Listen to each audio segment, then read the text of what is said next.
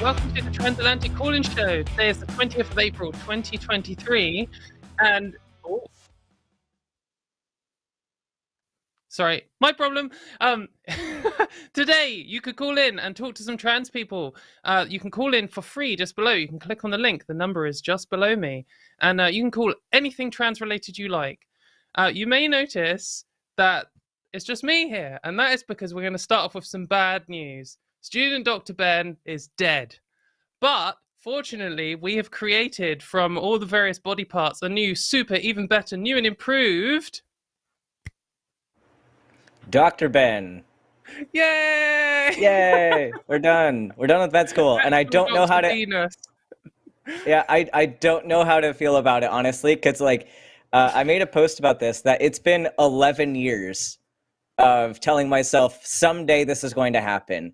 Because I graduated high school in 2012, and then I did 5 years of undergrad because I did an extra year of undergrad. I worked 2 years as a 911 EMT, and then I went to med school for 4 years. And then here we are, and we're done, and my brain just doesn't know how to process that, like, this decade of someday this is going to happen is finally happening. And I just don't know how to undo my brain thinking, oh, it's going to happen someday when it's already happening. And I'm getting top surgery on Monday, so... Basically, totally new and improved, Ben. All of the upgrades. And that means that this show is going to be even better than normal because basically Student Dr. Ben was the worst thing about this show. So hopefully it can only go up from here. But yeah, so just in case you're confused by my messing up at the start, you can call in. This is a call-in show. You can talk to both of us and you can ask us anything about trans people you like. You can come in and bring an argument and be like, trans people don't exist. You can call in free below. Also, if you'd like to be involved in the conversation, you can send in a super chat of $5 or more. And then we will read it out at the end of the show. And it's not the best bit of the show, but it is one of the best bits of the show. It's quite fun to do that. And if you want to do a hashtag Team Katy, then I will win. And like, I've obviously defeated Student Dr. Ben for the last time, but maybe Dr. Ben is going to be more of a challenge. So Team Katy needs to show up because I have a feeling I'm going to get absolutely trounced with hashtag Dr. Ben's today. Yeah, I don't know, because I don't know if you saw our discussion of possible punishments, but I had an idea that maybe we should eat baby food next time. Okay, I could probably do that. You got to pick one of the gross ones, though. Like, the fruit ones are probably okay. It's got to be, like, peas or spinach or something. Well, in England, we have mushy peas as, like, a thing that adults eat, so maybe it won't be different to that, so... But it's like not seasoned, probably. Yeah, that's true. But yeah, okay. I could probably manage baby food. Okay, that's the deal then. If we get 25 super chats or more with a hashtag team and then either Ben or Katy in, one of us will have to eat baby food live on stream, and it'll be the next time we're both on because this is an easy one to set up because everywhere sells baby food, and yeah, and if we get 50 votes, then we both have to do it, basically. Mm-hmm. Anyway, let's move on to the polls. Actually, yeah, no, let's just move straight on to the polls. Come on, let's do it. So, last week, we asked, do you think that the UK would be safe for trans people if they were removed from the Equality Act? And we had 12% of people saying yes and 88% of people saying no. I guess it depends what you mean by safe. It might be that you're safe from the public, but not safe from the state, which is kind of a grim situation. Basically, I've tried to black this out of my mind as much as possible, and I actually forgot this was the question because it's so stressful. It was looming over me so much. I didn't really want to think about it. We're making progress on it. I think we'll spend most of our time talking about the next question because I think Ben's about to go off. Oh, no, wait. Are you going to? Maybe you will. It'll be good to have Ben go off on the next question. But basically, if you are concerned about this and you are British, then this Sunday, I'm going to be doing a stream where we write to our MPs and you can come and hang out. It's going to be chill. We'll just all go for it together. It means we can all get it done as once and keep our morales high. So come hang out Sunday, I think 8 p.m. UK time. See you there. Ben, do you want to comment on this before we move on? Do you feel like you'd be safe here if you're banned from the men's toilets and the women's toilets? I don't think I would be safe, and I don't know exactly everything that's going on apart from what you have said and what other trans people have said, but the fact that the rhetoric around this has basically been that trans men should have no spaces at all is horrifying. And the fact is, like, that trans men are already kind of left out of the trans conversation altogether, quite frequently, and then are just suddenly thrown into, well, you can't exist in any of the spaces. Like, it seems like another way to make trans men invisible and invalid. And I think we do need to have more conversations about, like, what this movement means for trans men, because oftentimes I think there's some misconceptions that we just inherently gain a lot of privilege with being trans men. And don't get me wrong, there is some privilege that I have gotten from being a trans man. But there are also a lot of ways that, like, the fight has been made harder for us.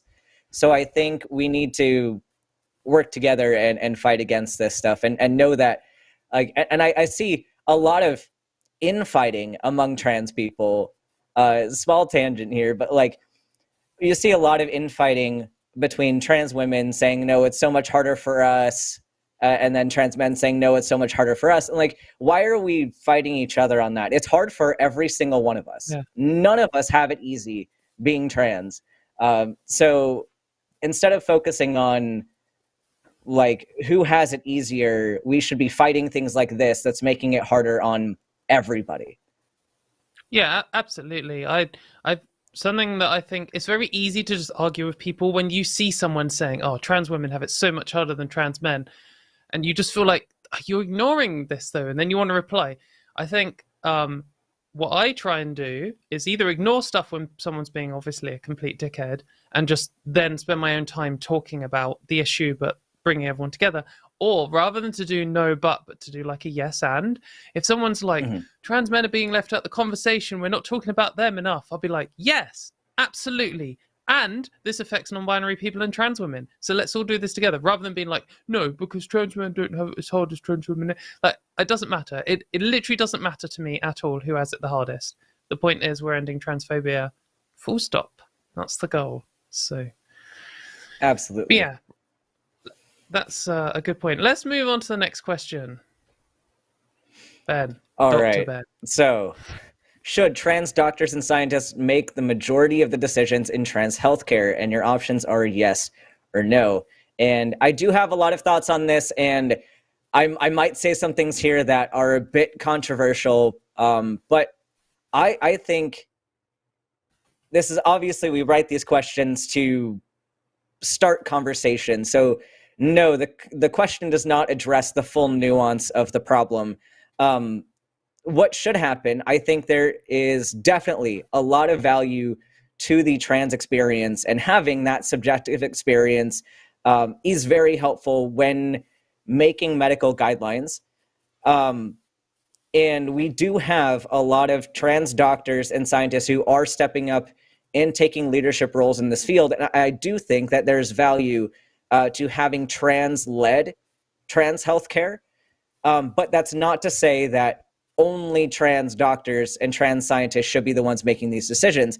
I think there's a lot of value coming into this from experts who are cis, who happen to study the particular issue. One in particular, if you may follow on Twitter, Jack Turbin, who's a child and adolescent psychiatrist who does a lot of activism. He wrote or co-authored a textbook for pediatric gender transition.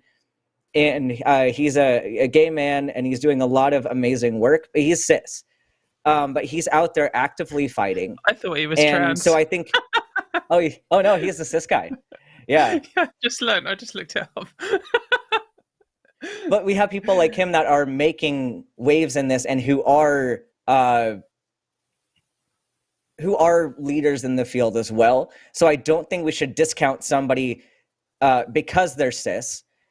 So I think it should be primarily led by trans people, and then cis allies taking less of a leadership role. Like, they can still help, but I think like if they defer on some things to the trans experts and they can collaborate, that's probably the best way to go about this. But something that like, and that's a point that maybe is a bit more contentious that I'm gonna bring in, like, you can't just assume that because somebody is trans that they actually know the most about trans healthcare. Because there's a lot of study that goes into this, like studying the effects of hormones, the effects of puberty blockers, the effects of gender surgery, the effects of all these combined with other medications, like somebody who's trans and has thyroid disease, or someone who's trans and has cancer, any number of things, trans people and depression. There's a lot of comorbidities and things that aren't even related that are still going to have effects. So I think it's dangerous when trans people assert that trans people by default are going to be more of experts than anybody else just because of their trans experience. I would say maybe on the subjective perspective, yes. For the lived experience, yes, absolutely. Defer to trans people. But with somebody who is a board-certified psychiatrist who understands the pathophysiology of depression, the mechanisms of medications, and the mechanisms of how they work with the rest of the body and these other comorbid conditions, I cannot say because I Googled something and read what the mechanism was that I understand the fundamental pathophysiology and these underlying mechanisms. Because like I can tell you, there's a lot that you can Google, and it doesn't teach you the thought process of how to be a doctor or how to be a scientist. But if you take somebody who is an expert already in that field, they can oftentimes have a pretty easy time if you give them guidelines or information about trans people. It's pretty easy to integrate that information into what I already know about the body. So I just caution people to just not assume that someone's an expert on trans issues just because they're trans. And that might sound, I might get canceled over that, but that's honestly my perspective. So do you have any thoughts on that? And I think that's a fair point. I think that this general thing, so this is like an example of, can only minority X speak on minority X issues, or should minority X always be included, or some variation of that. And I think this is sometimes a place where the wider skeptic community can trip up. And I think it's where we saw lots of kind of YouTube atheists turn into far-right shitheads like a decade ago. Because you end up with this kind of thing where, you know, as a skeptic, you see yourself as approaching everything in a neutral way, which maybe is a little delusional, but you know, you at least endeavor to. And then you hear someone saying, like, a good example would be like, well, women should be making the decisions and be in charge of women's healthcare. And you're like, what? Are you saying that men can't be good doctors? Like, men can't be good gynecologists? That's clearly bullshit. So maybe it sounds like what they're saying is women are innately better, and obviously that's nonsense. So I feel like as a skeptic, really, in theory, we should be able to have all male doctors. I mean, that should work. If they're all experts, then it's fine. And then you kind of like switch off. And I think this is why you need like feminism alongside just being a skeptic, because yeah, in theory, you could have every single doctor that deals with women's healthcare in the world being a man, and they could all be joint best in the entire field and all do amazing jobs and look after their patients properly. But in practice, that doesn't happen.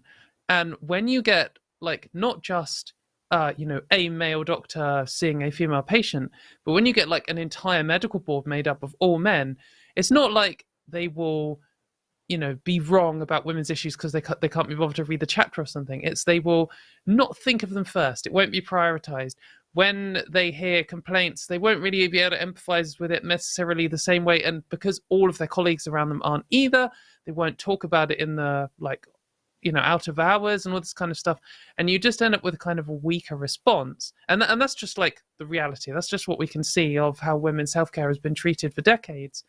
And maybe if we had always had the same amount of women and male doctors roughly, then we wouldn't have had things like hysteria as a diagnosis, or lobotomizing women who disagree with their husbands and things, because, and like things like endometriosis. I know people have taken like a decade to get a diagnosis for endometriosis because the doctors they see just don't take their pain seriously, and they're just like, oh, you're just whining about your period, get on with it.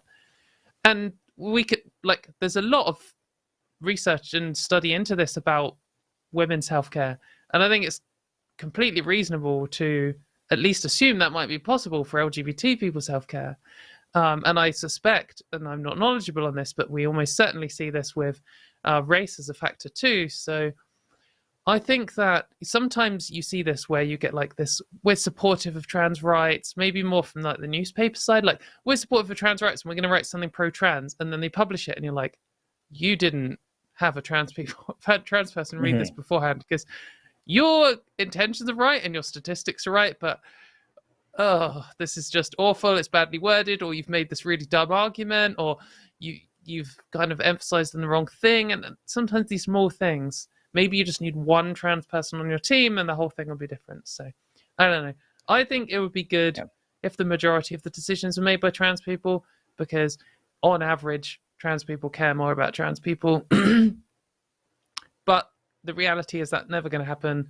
So it's good that there are any trans doctors at all, I think, is my bottom line. I think we're in agreement on that. I think, we mostly agree. So so let's take a caller. What, do you have an eye on any of these callers, or how about number 3? Yeah, that seems like a good one to talk about right now. Okay, right. This might be a bit bleak to start, but hopefully we will get through it as a community. But we're going to talk to Eloise, who is in Missouri, I think. It's not Eloise. It's Ellis. It's Ellis. Oh, sorry. They got my name wrong. I specifically spelled it out for them too, and I'm actually really pissed that they spelled it wrong. How's it spelled? So we can get that corrected. Yeah, how'd you spell it? We'll change it now. Ellis. Okay, amazing. Hello, Ellis. You're calling from Missouri, and you want to talk about healthcare. Yeah. What's your question? Yeah, I actually called in 2 weeks ago to talk about like going to uni in the UK, but this one is not going to be as fun. Okay. Yeah. So in Missouri, AG Andrew Bailey just banned trans health care. And they say there's an exception, like technically there arguably could be, but there isn't, because they ban it for just point blank for people with autism. So I can't get that. And you have to be in therapy for 3 years, and it's implicitly conversion therapy, that kind of therapy. And in addition to that, you can't be on it unless you're having depression or anxiety because of your gender dysphoria. However, it also requires that your therapy cure your gender depression and anxiety that is caused by your gender dysphoria, which I think you notice the damned if you do, damned if you don't there. It's not, Absolutely. Gender dysphoria is the gender dysphoria is causing depression and anxiety, but the therapy, you fixed it so we can hook you up with hormones. You have to be currently experiencing it, but also your therapy has to have fixed it. It's just a complete ban. And they've done that on anyone purpose. who claims it isn't is a clown.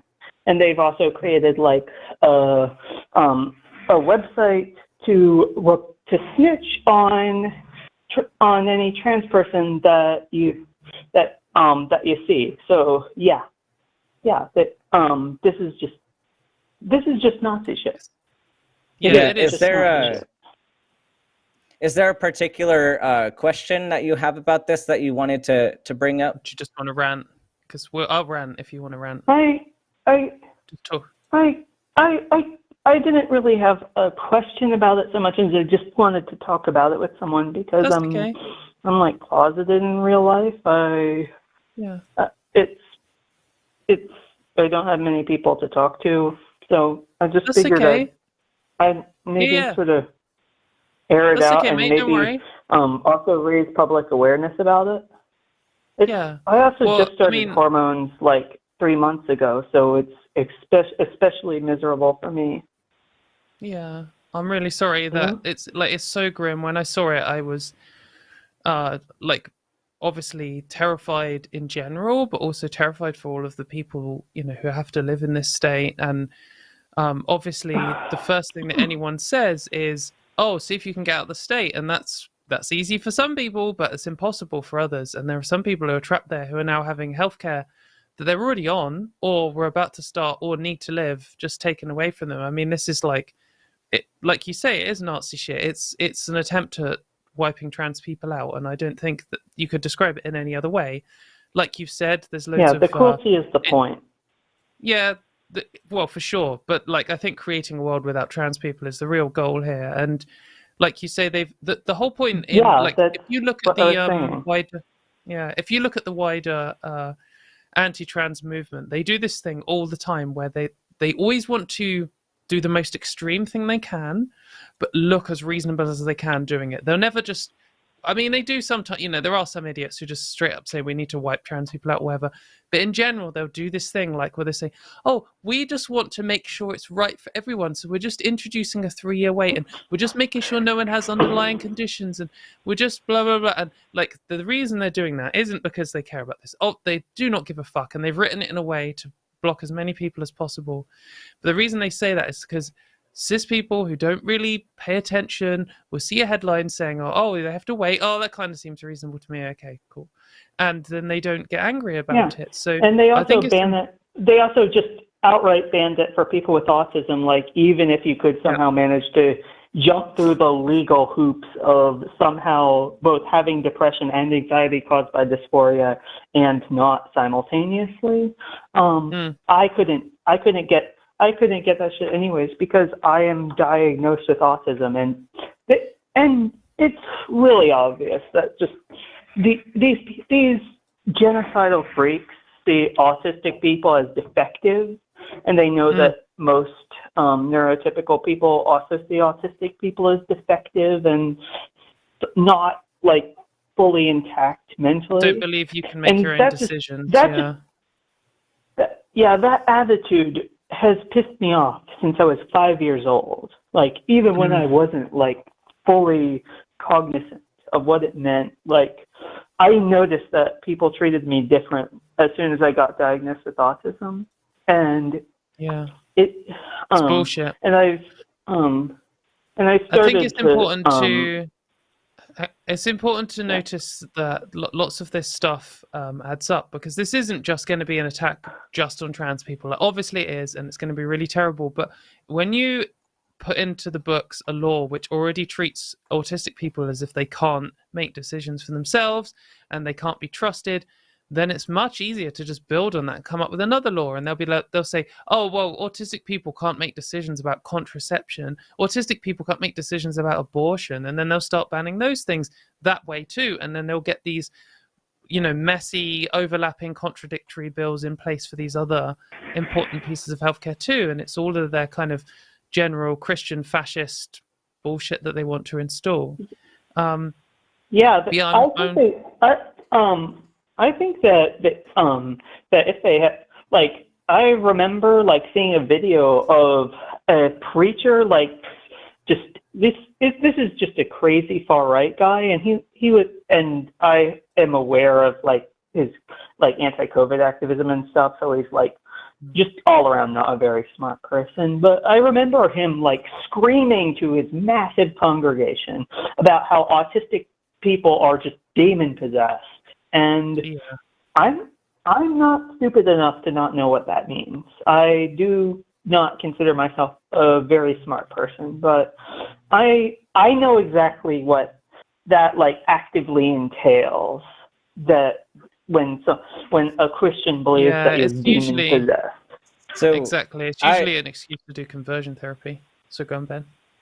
Yeah, I just wanted to chime in because can I say something about conversion therapy before Ben chimes in, please? Well, I mean, I'm a doctor, and I'd like to be able to talk about healthcare. I mean, I get you're having a great conversation with Katy and all that, but I'd really like to be able to talk as well.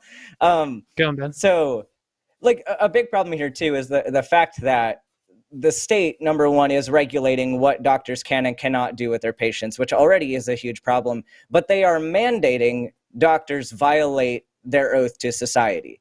You have to abide by kind of the 4 pillars of medical ethics, and one of those is, 2 of them, beneficence and non-maleficence. So you have to do the right thing for the patient, you have to do no harm, and then justice. You have to treat all patients equally for the best standard of care for them, and you cannot use some societal factor or anything to deny them the gold standard of care. And so they're putting doctors in a terrible spot to where they either have to violate their oath and not provide healthcare to people that is the gold standard, or they have to be legally penalized. And I didn't see specifically how they're punishing doctors and how they're enforcing this for doctors. From what I could tell, I mean, right now it seemed like a lot of it was related to insurance coverage and things, and like not being able to be reimbursed and things. So the question, I guess, there is, are they making this a civil matter for doctors, or are they gonna? It seems like they want to make this a criminal matter for doctors. Are they actively, like, currently doing that, or is that something coming? I'd have to look more into that. But it's putting us in this weird spot. And I think that there's definitely, obviously, there's no 100% right answer for how doctors can handle this situation, because not everybody can leave the state. We know that cost is a major factor. People have jobs in places. People live all over the state and can't move very easily. There are a bunch of clinics on the outside of Missouri where if people have access to be able to cross over the border into another state and receive care over there, there's nothing that can prevent you from taking that back to Missouri. You just can't get it in Missouri. So that's at least a loophole for now that a lot of people can utilize. There's also questions of can medical organizations start popping up, like kind of how it's done for abortions a lot of the time, where people, like nonprofits, will go in and drive people from their state to another state for reproductive care. So that's potentially an option that we can start looking into. I know it's not a good answer, but if we're going to be faced with these challenges from the government, if the state's coming in to do that, then what is our response going to be? And so it's not all good options yet. Hopefully we can think of some more. I mean, even better it would be if we can get these laws overturned. But I think there might be some things that we can do in the meantime to at least kind of stick it to the system from the medical side. I think that's a good point. It's always like with these things, it's easy to despair on them. And I think it's good to despair a little bit, because you've got to get out your system. You can't just shove it down.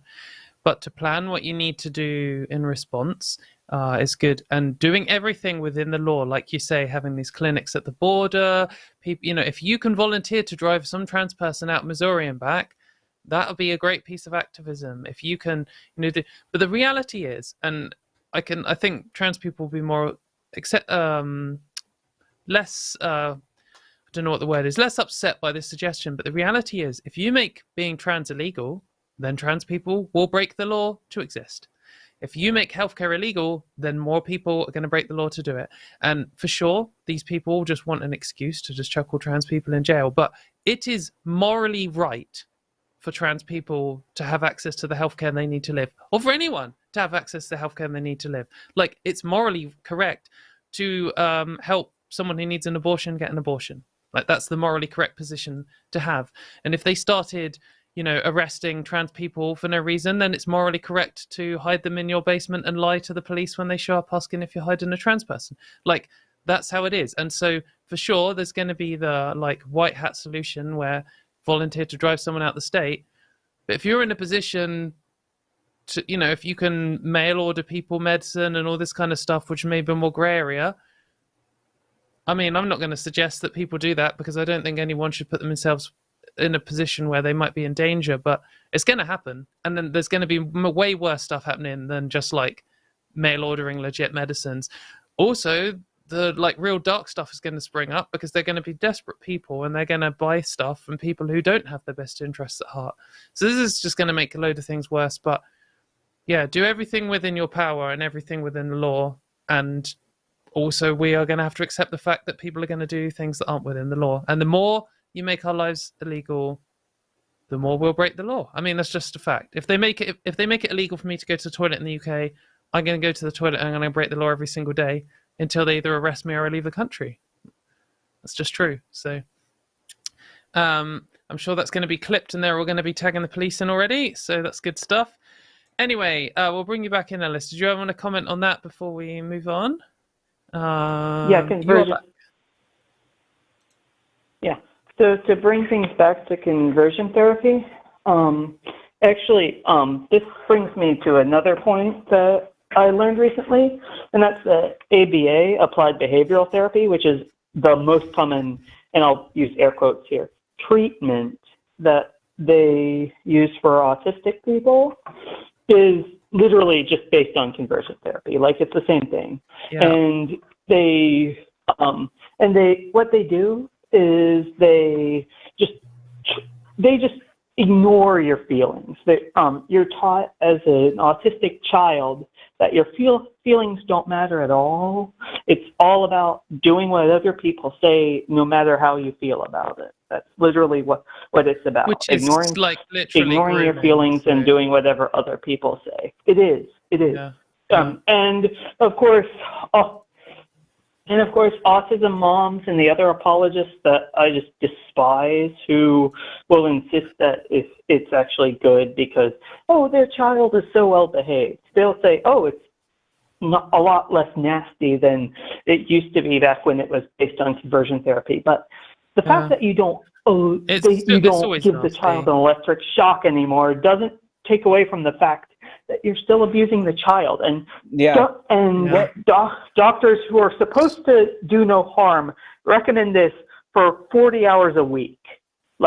So this is a little bit of a tangent, and we do have some other calls on the line, so we're gonna have to move on. So, anyway, I really hope that you've managed to find a solution for the situation you're in, and that you stay safe. And also, I hope that you manage to move to the UK for university if you're able to do that. But anyway, thanks, Ellis. We will now talk to Ben. Do you have any? I haven't looked who else is queued up. Do you have any? There's a trans woman question. There's a Katy question. That I've got. I think maybe number 6. Yeah, no, that one looks like a really good call. Let's take that one. Okay, let's do that. Let's talk to Elle in Arizona, who wants to talk about changing your mind on transition.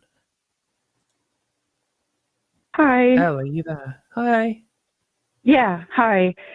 I was calling because, so this is going to be a little bit trippy to talk through. Okay. I have a child, assigned male at birth, about 2 years ago, came out to me as trans, as a girl, and was adamant that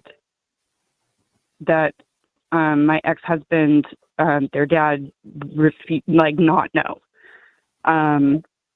I respected that, and for the last 2 years, I've been totally silent. He asked me to call him he, so that his dad wouldn't find out. So fast forward a while, and some months ago, my ex-husband was lurking about on my child's social media, and one of the things that he found indicated, female sex and had a different name on it and everything. And my ex had called me and told me that, our kid is claiming to be a girl on this website, and I thought you should know about it. And I found out when my child found out about it, he flipped out and told me that he wasn't going to transition anymore, and he wants to forget about the whole thing. And I'm not entirely certain why, because it seems like a response to his dad finding out. But at the same time, I know that some people do go through a period of like social transition, and then sometimes they're like, oh wait, this wasn't for me. And I don't know. I mean, I can't know inside his head what's going on, and he doesn't want to talk about it anymore. And I'm a little lost on how to help him. Right. I think, and I wondered what you guys thought from your experience as trans people. Yeah. So I think that the most important thing you can do is just make it clear to your child that regardless of what they do, you're going to support them in it. Like if they want to transition in the future, you'll support them. And if they don't, you'll support them. And then at least they'll always know that you're going to be there regardless of what their dad is going to do or say. Right. And that's the thing that really confuses me about this whole situation, is that my ex-husband is absolutely a trans ally. Like he proudly supports, gay rights and trans rights and minority rights. And I don't understand why this would, I don't know, have you had a deal breaker? Have you had a conversation with him? With your ex-husband? With my ex-husband? No, yeah. Because again, I have information that my child did not want me to share. And if I tell him now, oh yeah, I've known for 2 years, and like maybe whatever, you don't need to disclose anything to your ex-husband, but like even have a conversation just about like, hey, the things that you say and do have an impact on your child.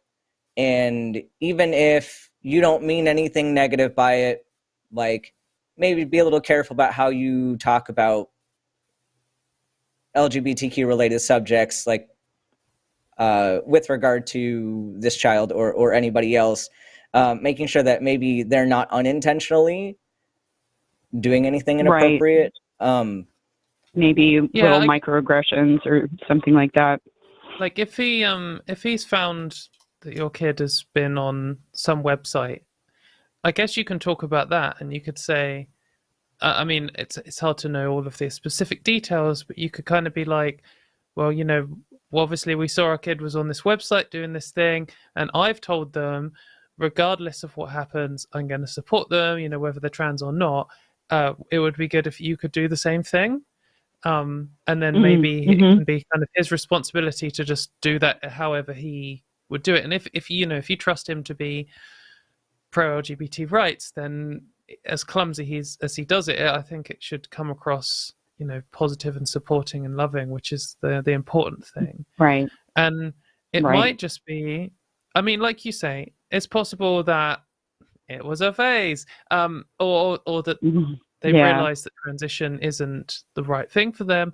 But it's also possible that they're just terrified of what their dad's going to think, or terrified of how real it would become. Like sometimes telling one person who you're really close to makes it a little bit more real, but then it's still like a closed thing just between you and them, and it's not like in the real world. It's very hard to explain how when you tell certain people, like I remember when I told all of my friends, and that was one thing, and then when I told the first one of my family members, it was like totally different. Like it was, everything seemed so much more real, and I was like, God, do I regret this? Because I could never have actually done this, but I always had it in my mind, like, if I tell all my friends and then I decide I don't want to be transitioned after, I'll just move out the country and never talk to any of my friends again. But at least I'll have my family.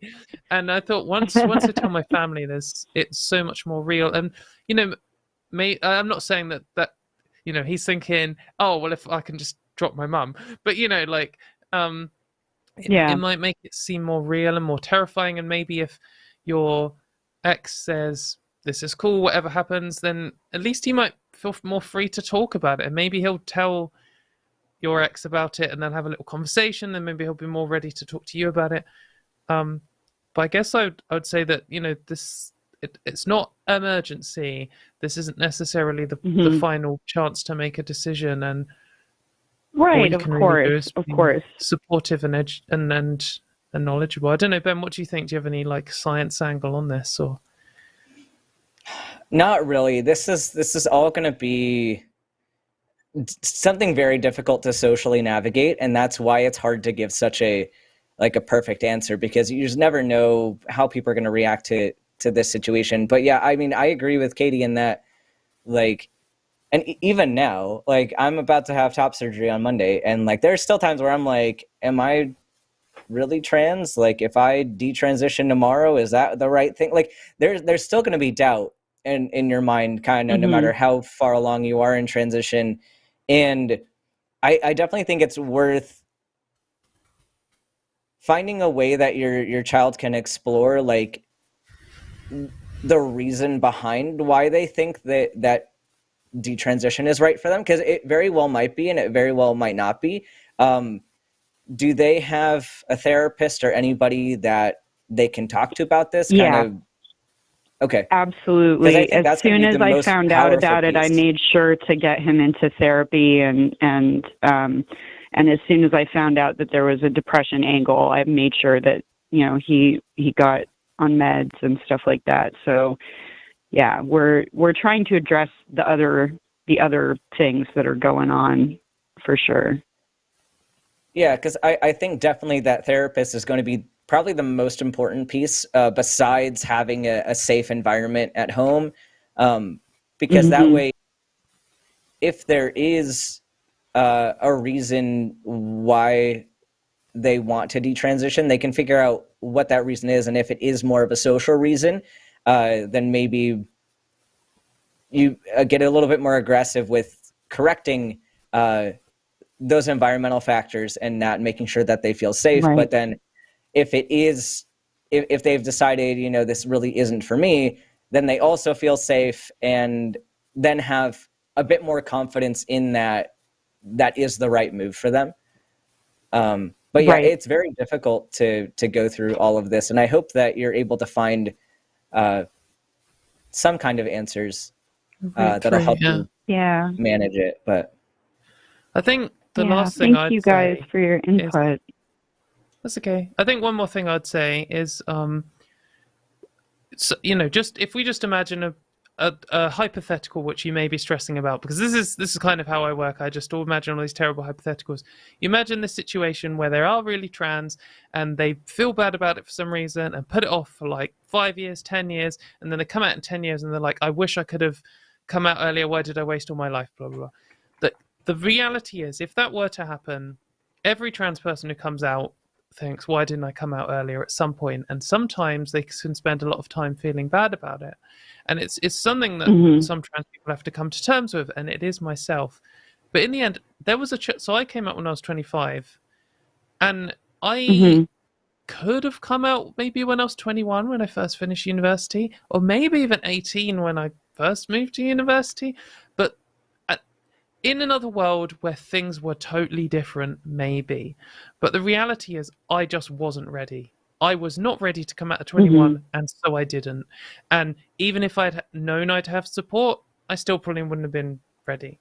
And if you come out when you're not ready, it's not going to go as well as if you come out when you are ready. So I think in the end, you know, regardless of what they do, they can still have a happy life, even if they choose never to transition, or even if they do wait some time until they are ready and then transition. And if you're being there as a supportive parent, and if their other parent is supportive to some degree, then, you know, and they've got a therapist, that's the best you can hope for, really, I think. Yeah, I'm doing my best. Yeah, no, it really sounds like you are. Thank you guys so much for all your input. That's okay. I hope we've helped. It's difficult. Yeah. But yeah, I don't know. Maybe see if you can have a talk with them about it, or just say one thing and leave the room if they don't want to talk. You know, I support you regardless. Goodbye. Yeah. Call back if you have any updates, and good luck with that. Thank you. You guys both have a great day. Thanks, Elle. Bye. Yeah, thank you. Oh wow, we've got so many calls today. Yeah. Before we go on to that, we got to announce the Patreon do it. and the upcoming shows. Go for it. I guess I'm doing it. All right. You are now. So don't forget to sign up for the Patreon, patreon.com/calltheline. We do some really fun stuff with our patrons. So occasionally we'll have Zoom calls with all of the patrons where you can chat and ask questions and all that. So if you want to get more involved with us and have a great time, I highly recommend going and becoming a patron. We also have some other shows coming up this week. And we've got loads of cool ones. First, we have. I guess hang on before you do this. The best we better address for this show. Our channel got hacked and all the videos got deleted. Well, not deleted, but everything disappeared. And as you can see, we're back.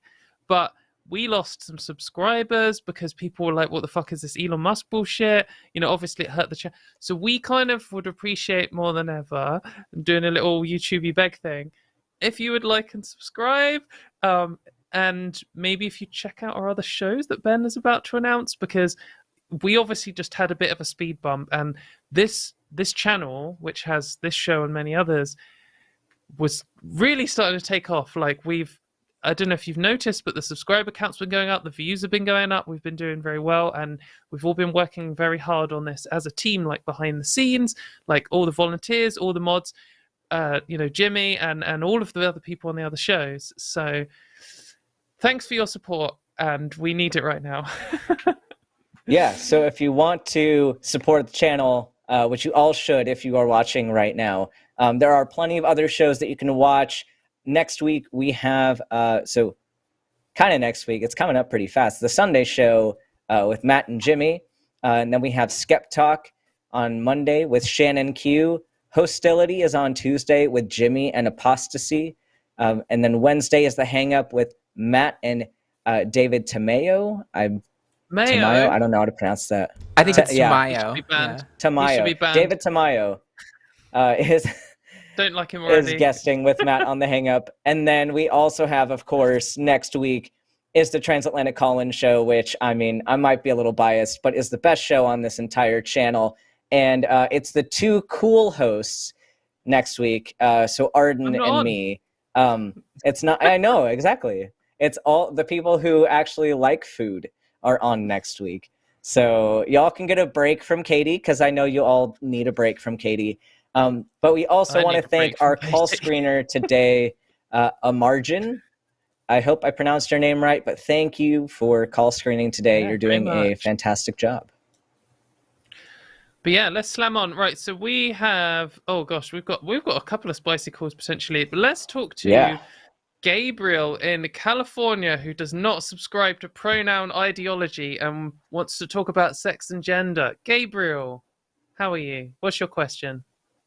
I'm well. How are you two? Great, thanks. How can we help you? Well, I'm just curious as to, I think, at least how I understand it, the distinction between gender and sex is something that's come up recent enough. By recent, I guess past 70, 80 years, something like that. And I'd like to know, firstly, why is that distinction accepted, and what does the distinction mean in terms of like defining man and woman? How would you define man and woman? I know that those questions are cliche in light of the documentary, but I am genuinely curious. Yeah, so it's very easy to conflate a lot of these terms because for a while, and especially in earlier science classes, people will conflate the terms gender and sex. But the distinction is very important. So sex, of course, relates to biology, and this isn't even just one thing. There's multiple facets to biological sex. There's genotypic, so your chromosomes. There is anatomical, and that's your internal or external anatomy, and secondary sex characteristics. There's hormonal sex, and there's, I guess, along with anatomical, there's your gametes are their own branch of sex. So sex is a very broad category, and it's very difficult to accurately define what someone's sex is. Most of the time, I use the term to say it's the combination of all of these facets of sex, because you can have various different presentations based on differences among any of these pathways. So where a lot of people will say that there's one key point that makes you biologically male or female, the biology doesn't actually suggest that. It suggests that it is the combination of factors that leads to a presentation. And so that's why it's such more of a gray area than people are making it. But separate from that, that's just what your body does, and you don't really have control over that aspect. Whereas gender and then gender identity are kind of similar, but a little bit different. So gender identity is your psychology, so it's how your brain perceives your gender. And I'm honestly not going to go a whole lot into that because I'm not a psychologist. Arden's very good about talking about that particular aspect. But gender itself is, Katie might go for it, but gender itself is a sociological factor. And so this is how society reacts to differences based on reproductive ability. And that's how it started. And it started off being a way to make a social hierarchy, because society is very, very complicated. And the further I get into reading about what gender is, how you do gender, how gender varies between society, how fluid it is between time and society, there's no real concrete way to say this is what a man is in society all of the time across time and culture. And same thing with a woman. It's a way for humans to interact with the world around them. And what we know is that, you have your biological sex, and you have your gender identity and your gender with regard to society, but these don't always have to coincide. Because even Katie's probably going to bring it up, if you're going to enforce certain gender roles or certain gender like identities onto people, it's very difficult to enforce that being connected to their sex, because you'd have to verify that their sex lines up with the role that they're taking in society, which ends up putting people in some very sketchy situations. Because are you going to verify that every person has a penis before you call them sir in public? Like, no, we're not going to do that. So a lot of this comes down to taking it away from this philosophical conversation, which a lot of this conversation relies on a philosophical mental masturbation conversation of like, well, but if you have XY and not SRY, and you produce this hormone level, and you have this anatomical feature, and at one point you had gamete potential to make sperm, it's like, okay, sure, you can go down this rabbit hole of all of these criteria, but what does that mean for you in society? And I think that's where there's a disconnect. Because I think a lot of trans people, like, our main arguments are the utility to society. Like, what does this argument do for people who exist within a societal structure? So I know I just kind of went on a little rant. No, mate, but does that kind of make sense? I guess Ben's like smashed it out the park with doing a bottom-up description. So I guess I'll take a totally different angle and maybe supplement that description and say, like, give some examples. So, we can get lost in the words sex and gender and what the meanings are. But I think we can just look and say there are like maybe 3 different kind of categories of thing here that we might want to talk about. Like there's bits of your body. Like if you have a bit of your body and it's threatening your life or causing you pain, I kind of need to know what it is and what it does. So if you're like, mate, my balls hurt, be like, wow, maybe you have testicular cancer. Let's get a doctor who knows about that to do it. That's relevant to everyone who has testicles. It might be. And if you don't have them, then it's not really relevant to you, but you might have something else. And so that's, usually what we call sex, but like we could call it anything. The reality is that bits of your body affect your life. And then there's this other thing that we've kind of made up as a society where they're like, girls must be soft and feminine and, they got to like pink and that's all fucking garbage. And they're just things that we just made up and we force them on people because we like it when people fit in a box. And I personally think it's all total rubbish, though some people don't, and some people love it and they love to force it on. Well, yeah, potentially. We can discuss that in a sec. And just to finish off because I can very quickly, the last thing, which I think is relevant to trans people, is some people would benefit from changing some things in their life. Like if I medically and socially transition, my life got better. If I was to force you to do that, your life would get worse. And so there is some kind of mechanism, whatever it is, which causes that to be the case for some people and not for others. So they're like the 3 things. Sorry, we've both done a long rant. Gabriel, respond if you like. Sure. Yeah. First, thanks for. I like those answers. And I'm trying to remember everything because okay. Should have been taking notes, mate. Come on. I know. Honestly, no, you're right.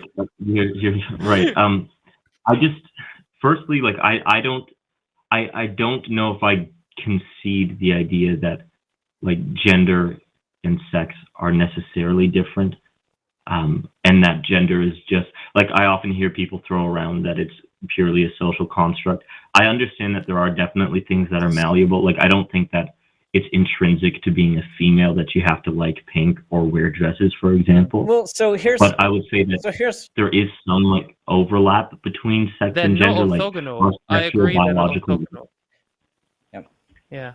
Right. Yeah, like, I would agree with you that the majority of people are congruent with their sex and their gender.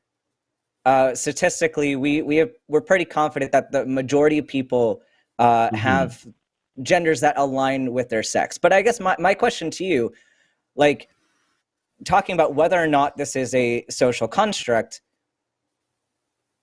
like how would you then determine, like in a societal setting, whether somebody is male or female, and how does their sex play into this? Why do you think that these are linked? Sure. Well, I would say historically, up until very recently, there were some things that were such mundane claims that they didn't require very much kind of explanation or exploration. For example, if a person with a beard and broader shoulders, et cetera, like because it's such a mundane, everyday thing, one wouldn't think too much to inquire about their sex or gender. I think only up until like very recently, it's something that we call into question. And so I guess all of that's to say is that there are biological markers that are typically like almost equivocally associated with like gender or sexual expression and identity.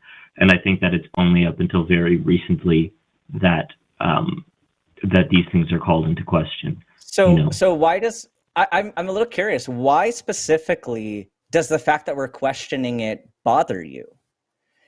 Because think about this, like throughout history, throughout history, it wasn't even a question that the Earth was flat, but we started questioning it and we learned something new. So I'm curious about why the fact that it's brought into question is a problem for you. Well, because I'm not typically when people are saying that they don't feel like, for one of the symptoms that often goes along with like gender dysphoria, for example, is not feeling like comfortable or at home in your own. Obviously, I'm sure you would have a better grasp on that than I do, but this is just from my casual reading. That discomfort or feelings of uncomfortable feelings in your own body, et cetera, things that are often associated with body dysmorphia. I just think personally that the treatment isn't the best. I don't think that it should be. Well, if for example, I had body dysmorphia and wanted to chop off my arm. Hold on, Gabriel, hold on. Listen, I'm a doctor. I'm officially a doctor. And the data disagrees with you because number one, what you think the data says and what the data actually says, because you think of something does not mean that it's true, right? So your thought process is incorrect. We do see that body dysmorphia and gender dysphoria are completely different processes. And kind of the biggest difference is that with body dysmorphia, it is an issue where the brain has a certain perception that is flawed about the body. And if you change parts of the body, the dysmorphia still remains. That's what you end up getting, kind of this snowball effect with you start changing something and then they start changing other things. The issue doesn't resolve there. So that's a case where we can label it appropriately as a mental illness because the issue exists in the brain. And if you treat the external factors, the distress does not go away. Whereas with gender dysphoria, this is different because, yeah, it's largely your gender is in your brain, but when you correct the external factors, the distress goes away. So this is completely opposite to what we see with body dysmorphia. Not all the time, but I think. But for the majority, was the stat over 90% of people that you correct the body and you correct the societal trauma, and they end up doing better. Could you say for the people who don't? Sorry, go ahead. I was just going to say, just because it's good to explain it in two different ways, and Ben's smashing it on the doctor side of things. Another way of looking at this is you'd be like, we have a bunch of people who really, really want to get bigger boobs and they're distressed about it. Let's give them bigger boobs. Oh, it didn't make them any less distressed, and now they just want even bigger boobs. There's these dudes who want bigger muscles. Let's put them on steroids. Oh, it didn't make them any better off. Oh, and now there's this dude who wants to turn into a woman. Well, let's do it and see what happens. Oh, it made his life a lot better. And that seems to be the general pattern. So even if these sort of things, even if we did just call them all the same thing, we can still say in these specific examples, we just have the evidence that usually when you help someone who wants to get bigger muscles and giving them steroids, doesn't help. And usually when someone wants to transition to become a man and they're not a man at that moment, then usually it helps. So that's kind of how we base our treatments in general. There's no medical treatment that's 100% effective. All we can say is, well, looking at the evidence, this is the best course of action that we know of. And for sure, maybe we'll find an even better treatment in the future. But today, this is the best one we have. Just right. And I think this is where Gabriel was going, was the fact that it doesn't work for everybody. And it's a valid point. But like Katie was saying, that's the case with every medical treatment. I think there's a disconnect as well with people's understanding of what medicine is and what medical therapy is, because medicine's not magic. It hasn't ever been, and it never will be. We don't cure things. There aren't cases where we're saying you are going to be 100% rid of your distress or 100% rid of your medical condition. What medicine does is we manage and we mitigate. So we try to reduce harm. So we try to reduce the feelings of distress that these people have, and we try to help them function better in society as themselves. And that's precisely what we're doing. Take any other condition, take somebody with diabetes. We're not ever going to cure their diabetes, but they are significantly worse off without the treatment than they are with the treatment. Yes, they're still a diabetic. Usually. Yes, they're going to have to. Usually, yeah. Not always. Not always. Not always. It just depends what you mean by better off, because I don't. Sure. In case it does sound like I'm interrupting, I just want to say I think there's a bit of delay between my end and your end, so I'm not trying to talk over anything. But But I think that it depends what you mean by better off. Like if well-being is the only metric for how you like what constitutes better off, whereas like there are times I've heard that there's increasing literature on like the idea that hormone treatment can actually like affect bone density, and that's not very good. Like it seems like there are other areas that you can measure what constitutes better off. It's funny that you're coming in to explain to me about hormones and bone density. It's really fun when people hang on. But Ben, can I ask a question here? Gabriel, if the doctors measured your bones and they're like, shit, Gabriel, you've actually got this rare genetic conditions and your bones are going to become 10% weaker unless, and there is only one treatment for this, we medically transition you to become a woman. Would you be like, shit, 10% bone density, I better become a woman? Or would you just be like, well, I kind of would rather be a man and just have slightly weaker bones? How would you react to that? Probably the latter option. I don't think that I would, go for it. Yeah, Katy did a great job that's kind of at that point. The kind of the same choice we have. It's like, well, yeah, I mean, of course there are side effects to lots of medical conditions. Is it only 10%? Well, I mean, we've got to weigh it up whatever it is. I mean, maybe if you've got a historical, maybe they'll be like, oh, Gabriel, you've got this one rare condition, which means you have weakening bones and you've got some family history. So it means it's going to be 99% and you won't even be able to walk down the stairs unless you transition. Then you would make a different decision maybe. So hey, Gabriel, what is your understanding of hormones' impact on bone structure? What's the mechanism? Can you tell me? What's the mechanism? Yeah, how do hormones impact bone structure, and what is the and what is the cause? Like when we say that, like let's take cis women who have osteoporosis. What age do they usually get osteoporosis at? Like when does that happen? I'm actually not sure. I would guess like in the 50s or something older, but I'm not sure. So it's older. So what life event happens before they get osteoporosis? Probably menopause. Yeah. What does menopause do? I think it's just your. I don't know everything about it, but I know that a lot of hormonal changes, like your body's telling you can't have children anymore. I probably sound very ignorant. What kind of hormone changes? Yeah, so it's a significant reduction in estrogen. So the things that are leading for cis women to get decreased bone structure to the point of needing medical intervention later in life is reduced estrogen in their bodies. So to say, yeah, there might be some small insignificant differences between cis men and trans women in terms of going from testosterone to estrogen, but estrogen does stabilize bone density. It does this for cis women, which is why you're not getting osteoporosis in your teenage years or in your 20s or in your 30s. You're getting it when you take a significant drop in estrogen. So right. With the hormone therapy, you are promoting bone density, and you can encourage this even more with things like weight-bearing exercise, which is why we encourage women to do this. So if a biological female is transitioning, and would she take like hormone blockers to prevent her from producing estrogen? No. Or am I misunderstanding? No, you actually don't. And both testosterone and estrogen promote bone density.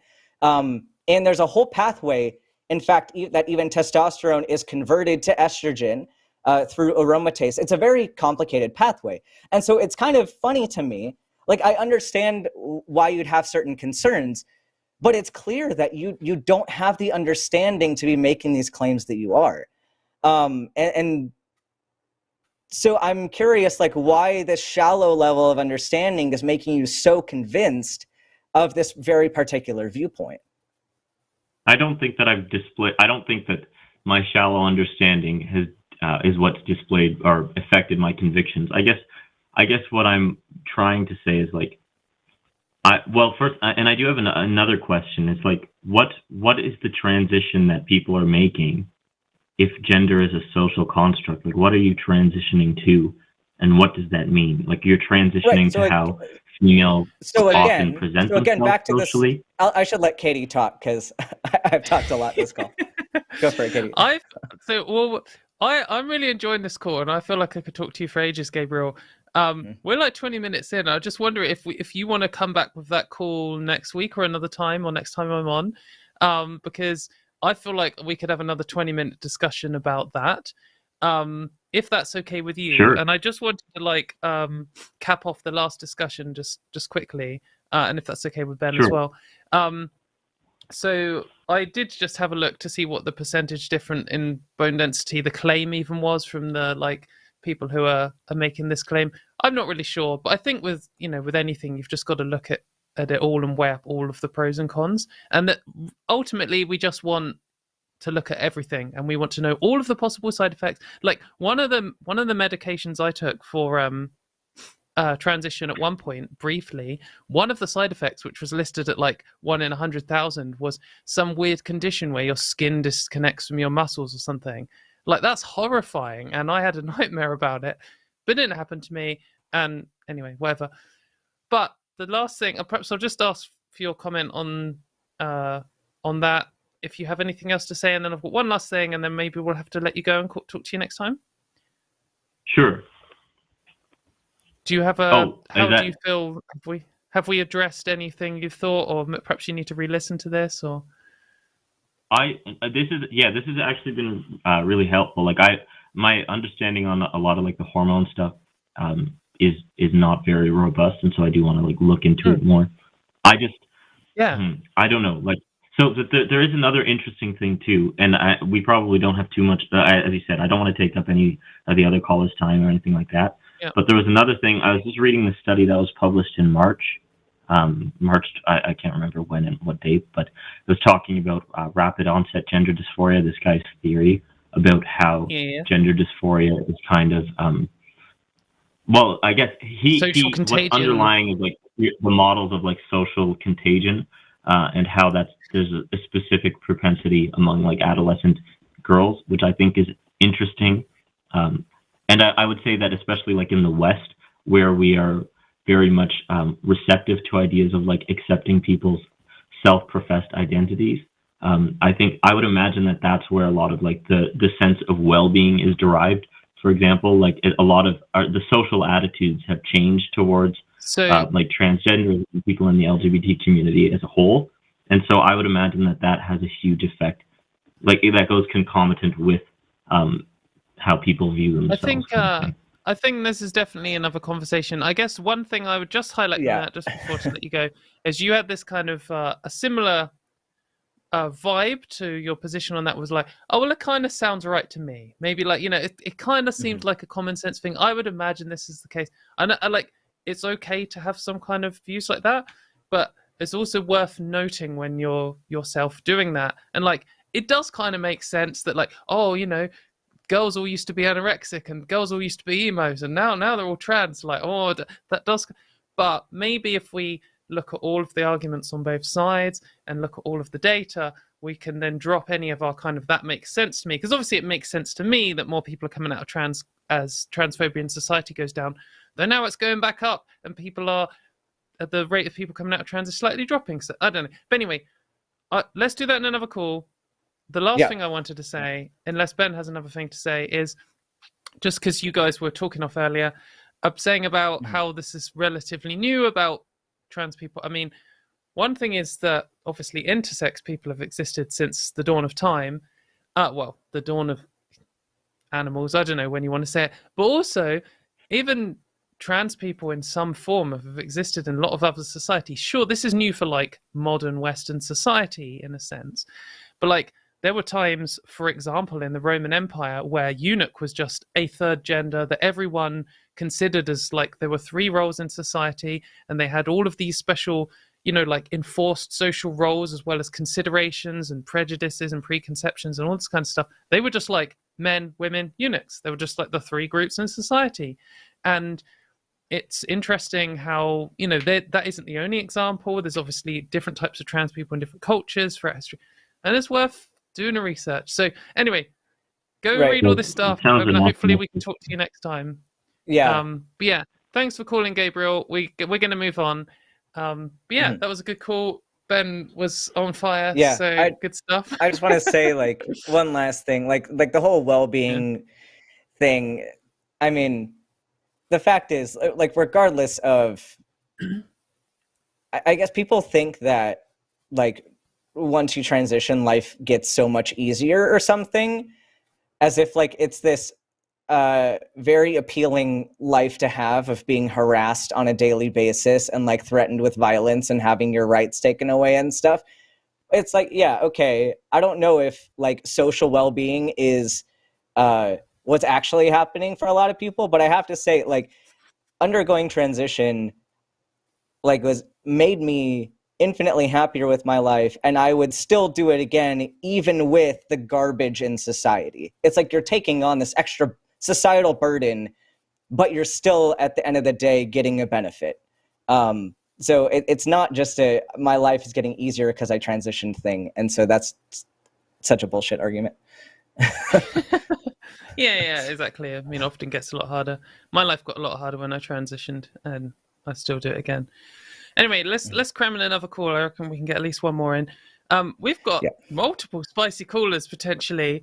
I'd quite like to do 13, but or 5. I don't actually know how these are numbered. There's 2 numbers. It's very confusing. Yeah, because I ranted on the last one. You can, you can take it if you'd like to. That's fine. Right. Dave in the UK. It's my turn to rant. You want to talk about the Equality Act? Hi, Dave. Go for it.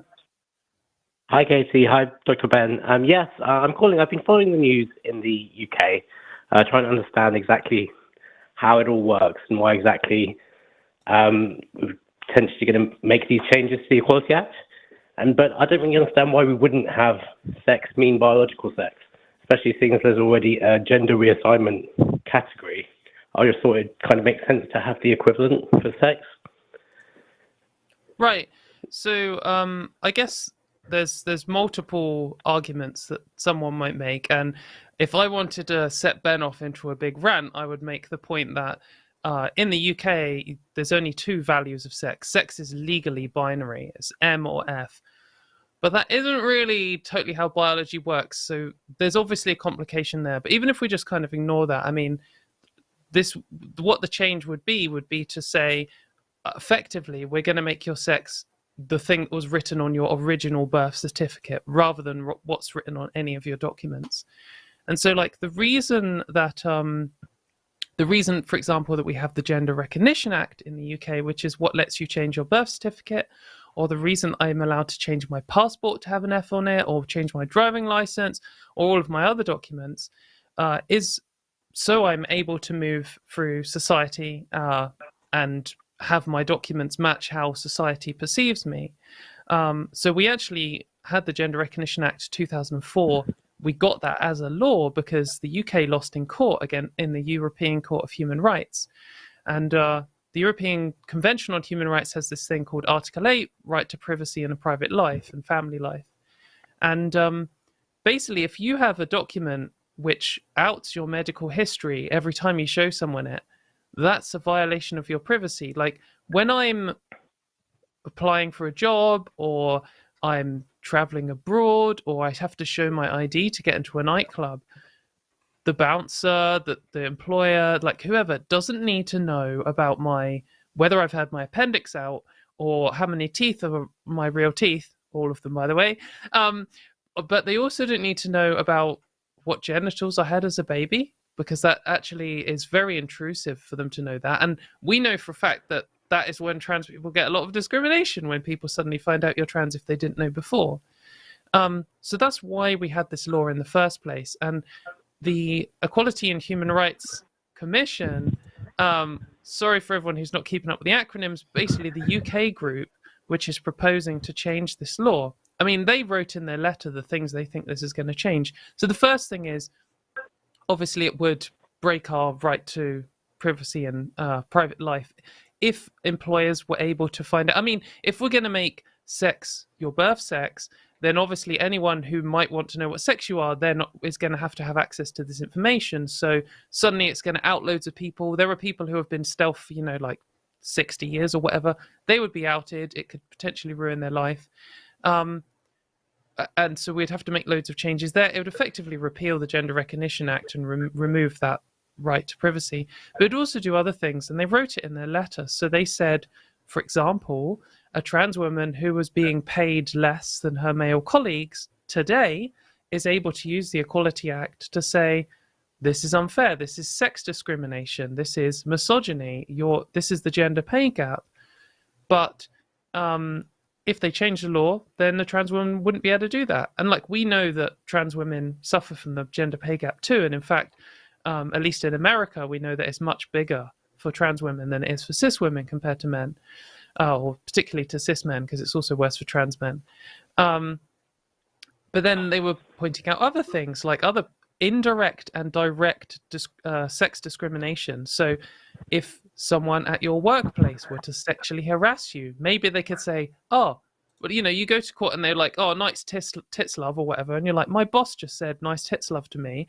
The company needs to do something about it. And then the company's like, well, actually, no, because technically you're a man, so this isn't sex discrimination. And whether that would hold in court or not, we don't know. But well, actually, I think that's kind of an interesting change.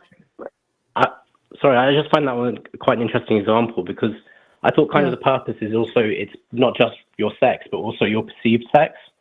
So if that happened to you, you would have a case under that being your perceived sex rather than your legal sex. Whereas right now, if it happened to, say, Dr. Ben, Dr. Ben would have no legal recourse, even if he was getting some sort of harassment, which I think is a bit unfair. I mean, that's the examples they were using were often around trans men. So I mean, I'd be interested to know what Dr. Ben thinks as well, actually. I'm going to push back on the fact I mean, I might be wrong here, but it sounded like I was being accused of my perceived sex being female, which is not the case. I pass very well in public, so.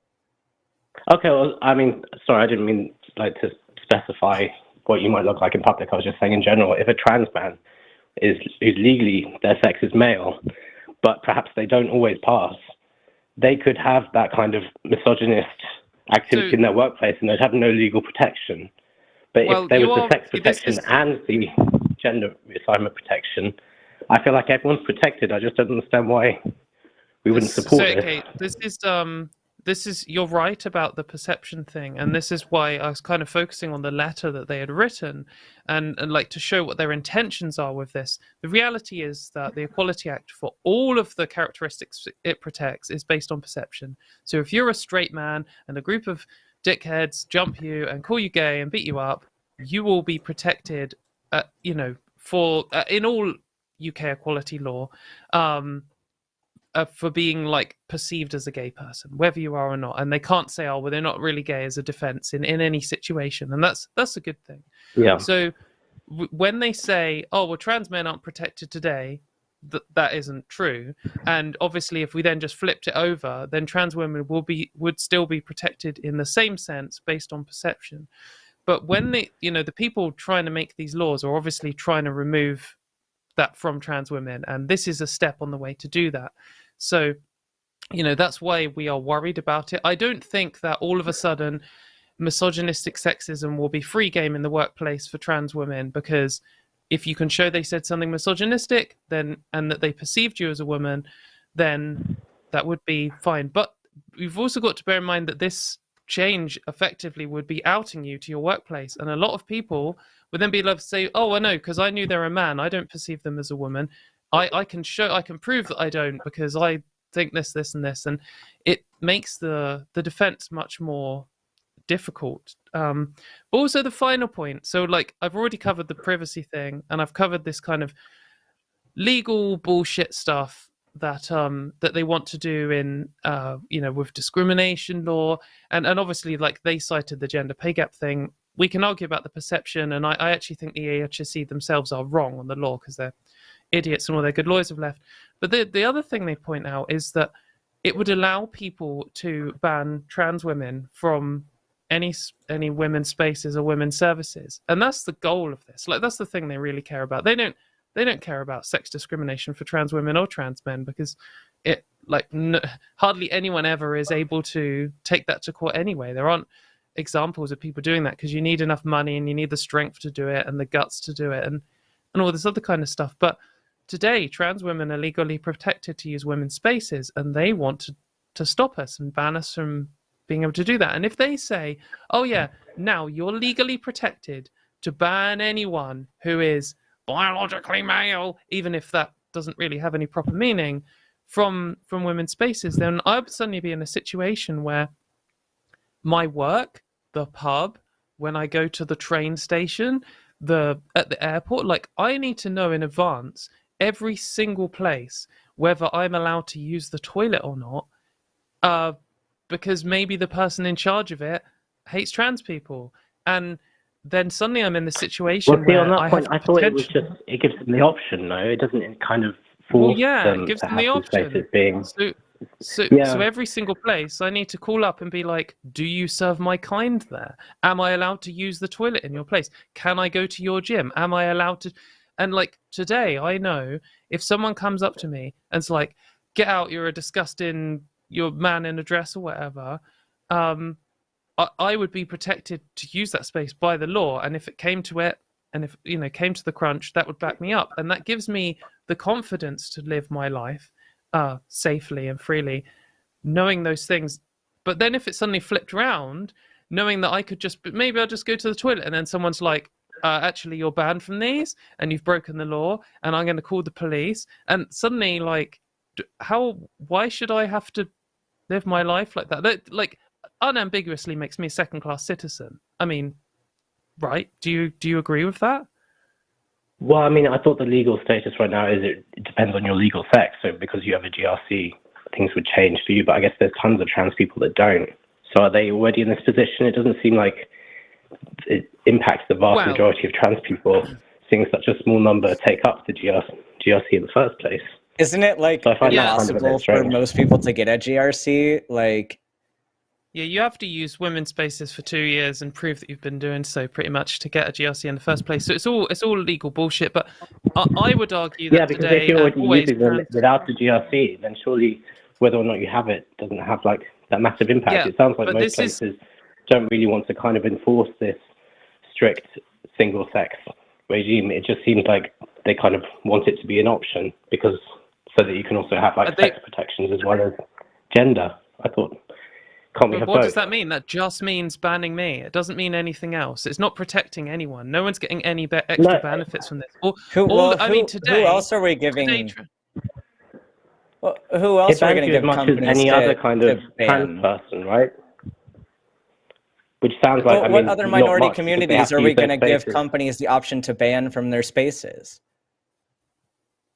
Well, Sex Matters were arguing that you can ban trans people from your spaces as well. So anyway. Well, yeah, but does this extend to, you can make arguments for all kinds of minority groups if you're going to start giving options for people to deny people. Yeah, I mean, like, we just want extra protections for straight people. We're just giving companies the option. I mean, most people aren't going to want to enforce a ban on gay people anyway, but it's good to have the extra protection for straight people.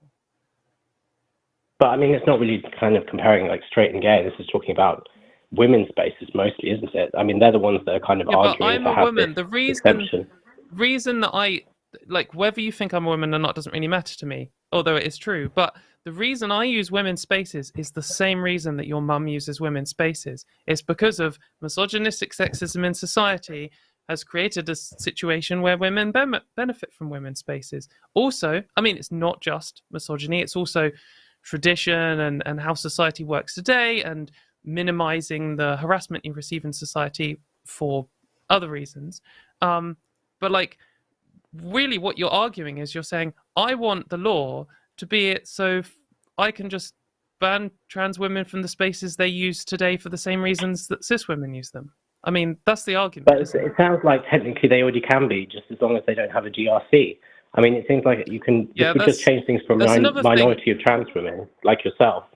But from that, so wait, you're saying you want to change a law, like so in your mind, today there are only 6,000 trans women in the entire country, or 3,500 trans women in the entire country who can use women's spaces, and you want a law change specifically to target us, to ban us from using these spaces. Like some of my friends have, had GRC since the day the law passed, 2004. So they have been, at least since that day, protected to use women's spaces. And all this is doing is banning us. Like there's no other change from this. And that's the thing you're defending. There's a requirement to get the GRC in the first place is to use women's spaces, right? Yeah. I think you're wrong on. I think you're wrong on the GRC thing. I'm just saying that you're defending this. You're the one that said that to me. You said that that's a requirement for 2 years to use them, right? Yeah. But you believe that the potential change to the Equality Act would mean just trans women with GRCs would now be able to be legally banned. That's what you said, right? And you're defending in exchange for, say, trans men to have legal protections at workplaces and things like that. No. In exchange for trans men to be legally protected to use women's spaces. I don't understand why trans men don't want to use women's spaces. We don't want to be weaponized in this way against trans women either. Well, that's not what I said. I don't want my work to view me as a woman. I don't want legal protections of a woman because I am not a woman. And don't. Yeah. No, it's about biological protections. If you're discriminated against, for example, I don't want biological protections based on my reproductive anatomy. Fuck off. I don't want any of this. Also, that's a completely different protected characteristic which applies to trans men anyway, regardless whether they're pregnant or not. Oh, it said in the letter they wrote that it doesn't apply to trans men precisely because of this. Again, I don't understand why you're trying to eradicate sex. Gender reassignment exists as a protected category already. You're completely protected. But that's for discrimination. When if someone's transphobic to you, then you're protected. If someone's misogynistic to me, you want me to not be protected. I mean, that's you would be protected because you'd be perceived as a woman. So what change are you making? It's so much more. What change are you making? What's the point? What's the point? What's the point, mate? If it doesn't take rights away from me and doesn't change anything for anyone, why do you want to do this? Well, the trans man example is quite a good example because say one day you don't have the GRC and the next day you do have the GRC and you've been treated the same, they can point at that and say, oh, well, actually... By perception. You just said they're protected by perception. But what are you perceiving? If a trans man has a GRC one day, doesn't have it one day and has it the next, then they've changed legal status, but they've been treated the same. You can't say, oh, I perceived you as not having this document one day and having it the next. It doesn't make any sense. Wait, I don't. What are you trying to argue here? Like, if someone's facing misogynistic sexism, they're protected for it by the Equality Act. That's the claim you're saying, and that's what I actually agree with. So you were just saying the reason why we should ban me from the toilets is so that trans men can get protection from misogyny. But now you're also saying they're protected from misogyny regardless. I just said that there should be the option. I don't understand what it's about. You already saying that the option. You just said it by perception. Toilets. You're saying, oh, I should be banned from all toilets. It's just kind of exacerbating this into a massive situation. But that's the truth. It's clarifying the Equality Act. It's not clarifying. It's changing the Equality Act to allow people to ban me from the spaces I use today. That's the change. That's the change you want. I mean, the entire reason this happened is because Scotland wanted to change it to mean that anyone could get one of these GRCs. It means that anybody could go into any space. They're actually wrong about how the thing is, there's so many layers of bullshit on this. So as it actually stands today, trans women are protected to use women's spaces, whether or not they have a GRC. And they're like protected under gender reassignment, whether they're transitioning or proposing to undergo transition. That's how the law stands today. You can't ban a trans woman from women's spaces just because she doesn't have a GRC. And you can't even inquire to whether she has a GRC or not. Like, that's not a legal power you have. But the thing is, what they want to do for changing the Equality Act is to set the scene for this kind of thing and to give people the perception that they're allowed to ban trans people. And if you're in a position where you're being told, you're banned here, today we know that everything protects us and the law protects us and it's very clear. And if they come in and muddy it all up and start saying, oh, actually it's your biological sex, which actually isn't really your biological sex, it's your original birth sex, but that's not recorded on any of your we don't know how the law is going to fall down on this, and there's going to be decades of flipping back and forth and argument and making a big mess when someone like me just tries to go to the toilet in the airport, like it's suddenly like everyone keeps saying clarifying. You've just made a total mess of defending this position. No one knows what it wouldn't be adding any clarity here at all. All this is an attempt by the anti-trans people to set the scene for banning people like me from the spaces we use today. And the only defense of it they can even pretend to have is, oh, what if someone like Ben faces misogyny? And then you say, well, it's okay if we take your protections away from misogyny, Katie, because you're covered by perception. Like, it doesn't make any sense at all, this entire argument. It's just setting up to take away my rights. Why wouldn't you be protected by perception? If you're perceived as being female, you'll be protected. You are. If you're perceived as being trans, that's not a reason to change it. Two clear distinctions. There'll be sex and there'll be gender reasassignment. Why have some strange version of sex that is sex plus some people with a piece of paper? That makes no sense. We already have. Why do you think that is the group that needs protecting? Sex plus people with a piece of paper. What does that mean? It's everyone with a piece of paper. I mean, and it with a doesn't matter if GRC. Why should it be sex and a small group of people from the opposite sex that got a GRC? That is a protected group. Why? What makes your status? Why do you think your status should be so different from other trans women? Do you not think you have more in common with them?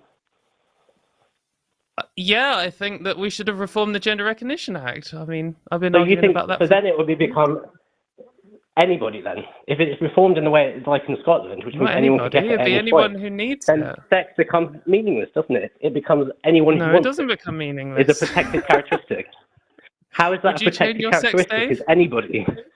What? Dave, what's your religion? I'm not religious.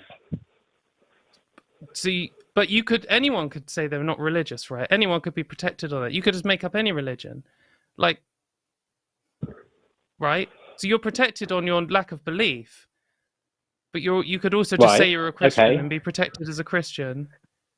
I mean, that's just like, I mean, what are you trying to claim? That just because it's something that you can change, that it doesn't have a meaning? Or, I mean, this is a nonsense point, and you see this like this is. I'm just saying that if it applies to anybody with any set of characteristics, what's your legal then how is sexuality? It characteristics? Surely there has to be some definition sexuality, for it to be meaningful, no? If you came out, okay, so it like, but you could just be lying to me. I mean, do you not have a legal sexuality? Where's your document saying what your legal sexuality is? I mean, if anyone can just say they're gay, then surely it just means nothing. There's no legal protection here at all. Yeah, but also didn't your argument just break on that point as well? Because you made this whole argument about like, no, hold on, Dave, but you also made this whole argument about like, no, but you're fine because your perceived sex is this. So like, again, like if perceived sex is something arbitrary and subjective to whoever is seeing this person, you can only have a perceived sex essentially granting that for the perceived sex. Otherwise, anything that anyone can have a perceived sex that is whatever. Then that means anything can be sex, in which case there's nothing to protect from, is there? No, this is a really nonsense, slippery slope argument, mate. Like, what are you on about? Why? If we allow trans people to update their legal, defined, you have being perceived as that characteristic. Dave, on top of that, if you can't define the thing in the first place, Dave, you're making the argument that if we allow trans people to update their legal documents, that therefore sex doesn't mean anything and you can't be perceived as a woman. It's like, do you see why that's just a total nonsense argument? Like, what the Gender Recognition Act reform would do is it would allow trans people to update their birth certificate. Already you can update your passport. So already the single most important ID you have is already self-ID. And that hasn't caused a total breakdown of what people understand men and women in society to be. Like, I don't even know how you can make that argument and claim that it follows. About sex and gender. You were talking before about sex and gender, so you know that it does exist, right? And we have gender already as a protected characteristic. So I don't understand why you don't think there should be an equivalent.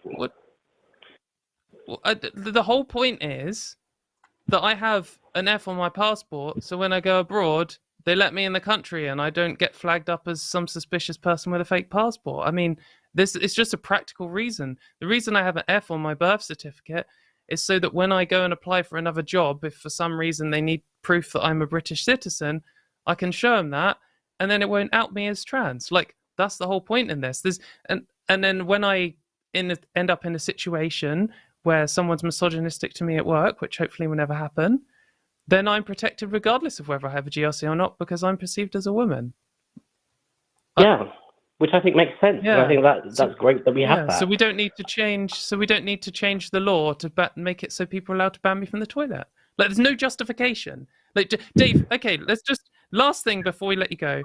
Just if you could make a law just to ban trans, or allow people to ban people like me from the toilet, regardless of what affected trans men, regardless of anything else. If we could just bring in a bathroom bill to the UK which said, if you run a business, you're allowed to ban women like Katy from the toilet, regardless of their legal status.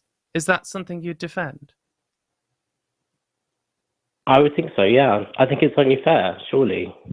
I mean, if GRC can mean anything, if there's no like kind of... No. Regardless of GRC, regardless of any of that, if you wanted it, if they said, oh, if you want, you can ban all trans women, including trans women who pass, regardless of their legal status, from the toilet. That's something you defend. Why? Because I think there should be the option to have sex protections, single-sex spaces if they're needed. I don't think, I mean, look at all the attacks. You look at the stuff that happens in Canada to rape crisis centres just because they say, oh, this one should be for women only. That stuff happens, Dave, why and that should you be allowed to ban women like me? Why is that a thing you want to do? Because some women would want female-only spaces, and they deserve to have that. Some women want to ban trans women from their spaces. Some women want to ban lesbian women from their spaces. What's the difference?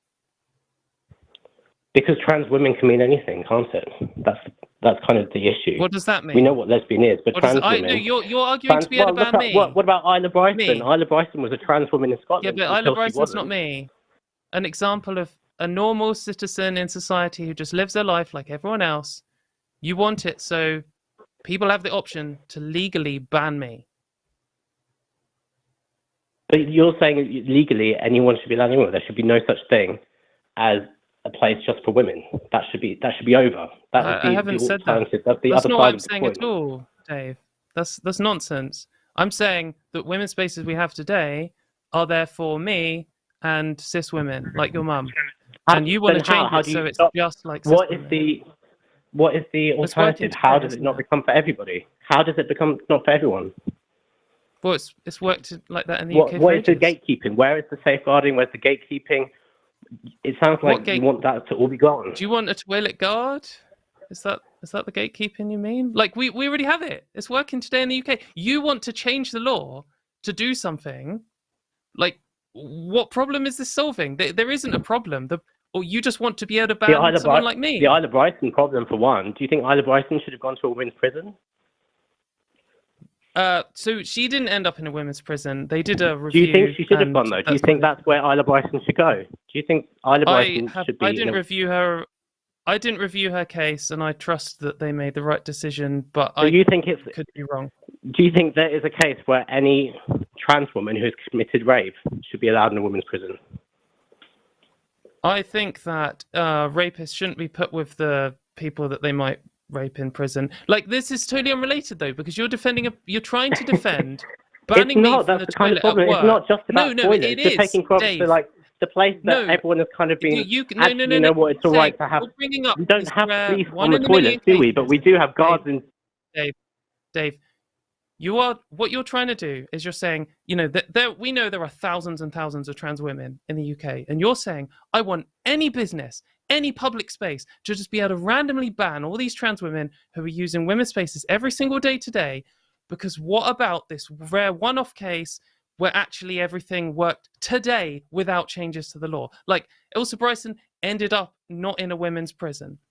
And in fact, there are no trans people who have sexually assaulted women in women's prisons in the entire UK today without changing the Equality Act, without banning me from the toilet. So that's something we already operate. That isn't a justification for changing the law to ban me. Like, you need to say, oh, look, we have a situation today where because of the law today, something bad is happening today, so therefore we need to change it. Not, what about this one thing where actually it worked out fine, so we need to change it just in case something else... Like, this is nonsense. You need to say there is a problem and we are going to fix it. You cannot say, what if potentially there was a problem? We need to make a change, which we know is going to cause loads of problems. Anyway, I feel like you're going to rant off forever. So I'm just deciding whether to bring you back in. Yeah, right. I'm going to give you one chance to justify why you think we need to change the law so they can ban me from women's spaces when the only one example you've given so far, Elsa Bryson, isn't in a women's prison with the law we have today. Why do we need to change the law for that? You're back. There have been other examples. There's been Karen White, there's been Barbie Kardashian. There have been multiple cases of women being assaulted in prison by trans women. And that's why these campaign groups have been fighting for this and pushing for this, just so they at least have the option to have places where they are female only and 100% protected. And I don't think that option is a bad thing, considering we're having these issues today and people not doing proper safeguarding. And you're taking it to the extreme and acting as if, oh, they're going to shut everything down for me. But I'm taking it to the extreme. I'm taking it to the extreme. You're saying, oh my goodness, I only have to go outside, they'll do it all to toilets. Do you think they're going to start just locking people from the toilets? Yes. You think that's what will happen? Absolutely. Yes. So definitely. you 100%. Having this fear about potentially not being able to go to a couple of pubs is more important than women being raped in prison. Okay. A couple of pubs. No, that isn't what I've said. Dave, that's the nonsense. That is a completely disgustingly nonsense comparison. If you allow people to ban trans people from their spaces, then it's going to happen. I mean, we see it like in all of the states in the USA where they do that. It just happens totally randomly. You don't know where it's going to happen. It can happen at work. Suddenly you're just stripped of your human rights. And then like that happen, that's going to affect every single trans person in the country. And I'm not going to know where I can go for every single thing in my day-to-day life. You need to go to the toilet when you go anywhere. You need to go in a changing room when you go anywhere. And you might just have whole businesses, whole chains be like, we no longer accept trans women. And then you are a second-class citizen. That is just like a fact of what these laws will do. We can see it in the intention of them, and we can see what's happened in other places. And again, you're doing this thing where you're saying, oh, well, what about these cases, you know, in a prison? Mate, I feel like I'm trying to keep my cool here. But like to say I'm taking it to the extreme and then to pick out something so rare, you know them all by first name, and they're not even really examples of what you said, because Elsa Bryson is in a men's prison. Karen White was where they didn't follow the protocol. Barbie Kardashian isn't British, I think she's Irish. It's not related. Maybe she's Northern Irish. I don't know enough details on that particular case, but isn't in a women's prison with the law today. But then it's like this classic example of, well, what about trans women who have sexually assaulted women in prison? What about cis women who have sexually assaulted women in women's prison? Like, it's the same thing. You're just picking out a minority and trying to use it as a justification for taking away the rights for loads of people. It's just an unjustifiable garbage position. Anyway, I feel like I'm going to rant off forever, and I feel like I've lost my cool a bit because it's just such a... Like, I'm really... I hope everyone can just see how disgusting it is for someone to just be like, oh, so just because you don't, like, you want to go to the pub and you think that's more important than women being raped? Like, fuck off. You know, trans women are more likely to be sexually assaulted and raped than cis women are. This is something, I've been sexually assaulted a lot in my life. I want to reduce that. I want to reduce it for me and for all women. Like, this is something I spend a lot of my time campaigning about all the time. And if we are to just make it so we just ban all trans women from women's prisons, that isn't going to reduce the sexual assault rate in women's prisons, like, at all. Because, like you just said, you've named 3 examples, only one where there was a sexual assault in a women's prison. You know, like, like, out of all of the sexual assaults that happen in women's prisons, and then just completely disregarding the fact that when you put trans women into men's prisons, they're sexually assaulted, like over 2/3 of them are sexually assaulted or raped. There are cases where trans women have been raped like daily when they've been serving their prison time, and it's just like not a consideration at all. What we should do, and what the law does today, is do a case-by-case analysis on all of the people who get put into prison, but particularly for trans people, to see where the safest place for them and for the other prisoners around them is to put them. That's how it works today. It ends up erring in the side of harming trans people, but it does mean that in some cases, trans women are placed in women's prisons because that is the safest place for them and the prisoners around them. And like people like Dave, of course, probably do want to put all trans women in men's prisons, including if I was wrongly accused of tax fraud, wants to send me to a men's prison to be sexually assaulted and raped and doesn't care at all.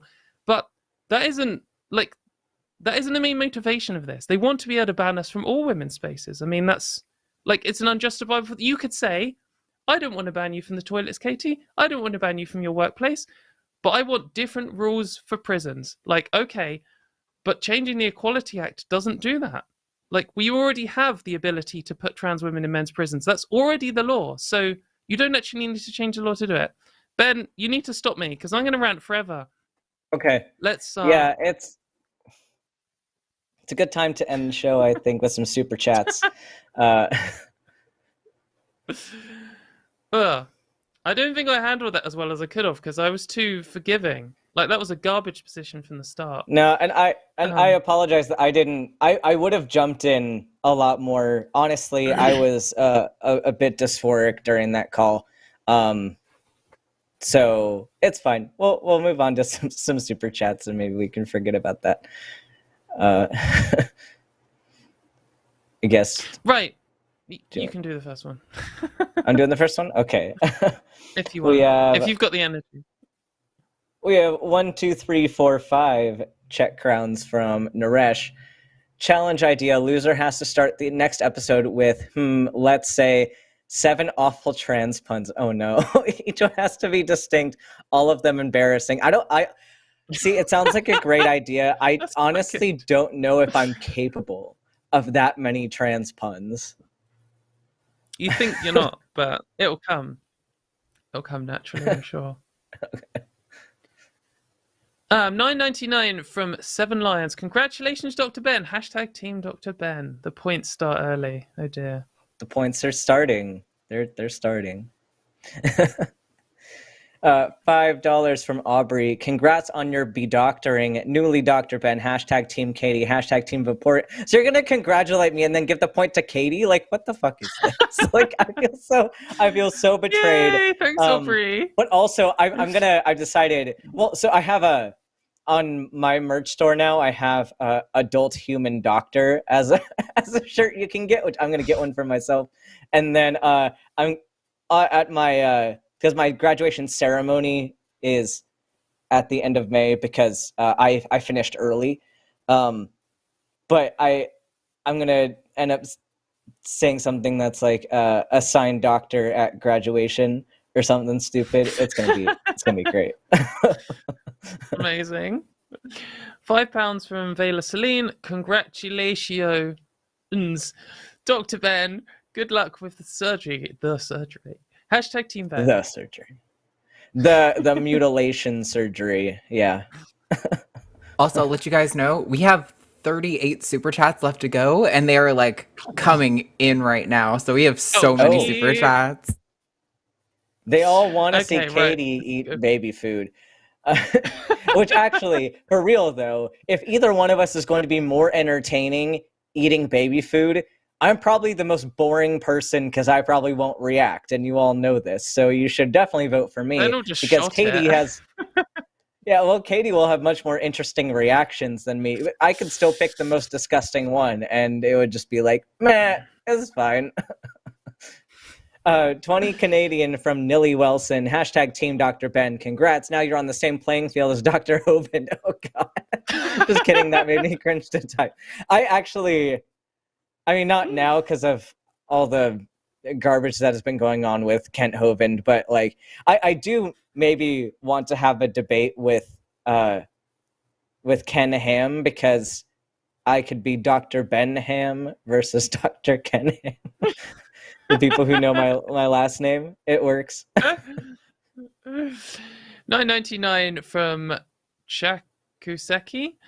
You guys are the best. Wondering if you could comment on the anti-trans hysteria in the US reaching a fever pitch with the Bud Light saga.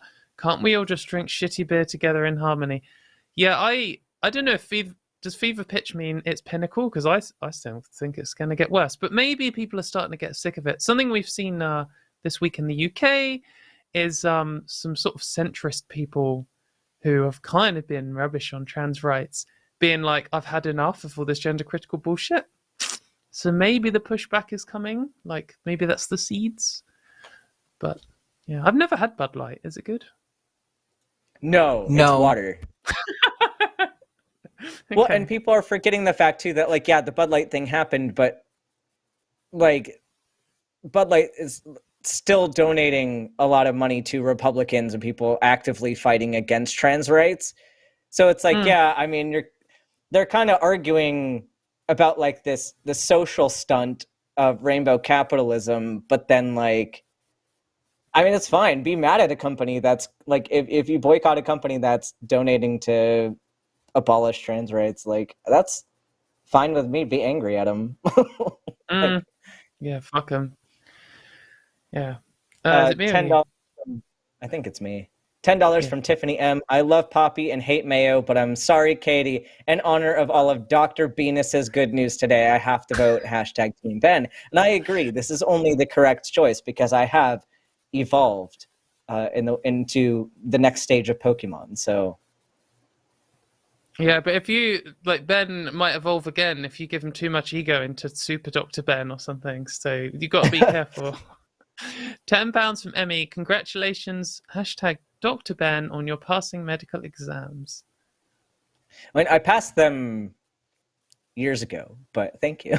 I haven't had an exam like in months. $5 from Christine C. Newly Dr. Ben, congrats. Keep telling it like it is. Thank you, everybody, for the congrats. It's funny because, like, I seem like I'm not super excited about it because I just legitimately do not know how to process, like, what has happened. So I'm still like, no, this isn't real. $10 from Noble Monster Comics. #Team Katie. Thank you. It's okay. You need some sympathy votes today. $5 from Nathan Arndt. Going to be listening on the drive, so voting now. #Team Katie. #not trashed, metal only. #no effing mayo. Thank you. That's a lot. That's a lot. Is there a type of metal that's trash, or is there is there? It might be a typo, that, but it also makes a joke because lots of the time people think thrash metal is called trash metal for some reason, and one time Gremlin had wrote that about me. He called me a failed trash metal guitarist, and it was just really funny. That's hilarious. Poppy, can you plonk down, please? Come on. $4.99 from Ramona. Happy 420. Tonight I'm taking a lot of edibles and seeing Beau is Afraid. It's going to be a 3-hour nightmare. Okay. How is everyone else celebrating? #Team Katie. Thank you very much. I've never done a marijuana, so I'm not celebrating. Yeah, I'm not allowed to do the marijuana. I get drug tested, and it's still banned in the military, so I could lose my job. So, and I can't really drink either because it's pre-surgery. So I'm caffeinating. Doing a different drug. Yeah. Is it me? €5 from Jonathan Brockett. What if someone who knows your parents sees you buying baby food? #Team Katie. That's an interesting question. I live in a different state than my parents, so that wouldn't happen. I have bought baby food for Pebbles, though, not in the jars, but they make these like little like fruit flavored like rice puff snacks that hamsters really love, and I'd rather spend like a couple dollars on that than have to buy overly priced hamster treats.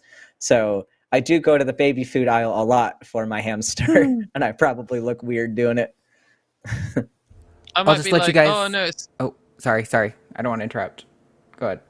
too late. Fucking interrupted now. Go on. I was just gonna say we've gotten like so many super chats since the super chat has started. I will just let you know we're at like probably like 50 some odd left to go now. So Okay. So we'll put. I'm not telling you to rush.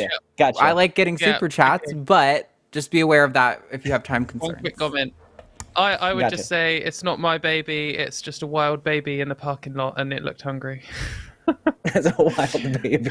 Don't feed the wild babies. $4.99 for Ramona. Also, so happy for you, Dr. Ben. But you'll have to pry my Team Katy from my cold dead hands. Yes, Ramona, thank you. I'm winning. Quick. Suit yourself. Stop the count.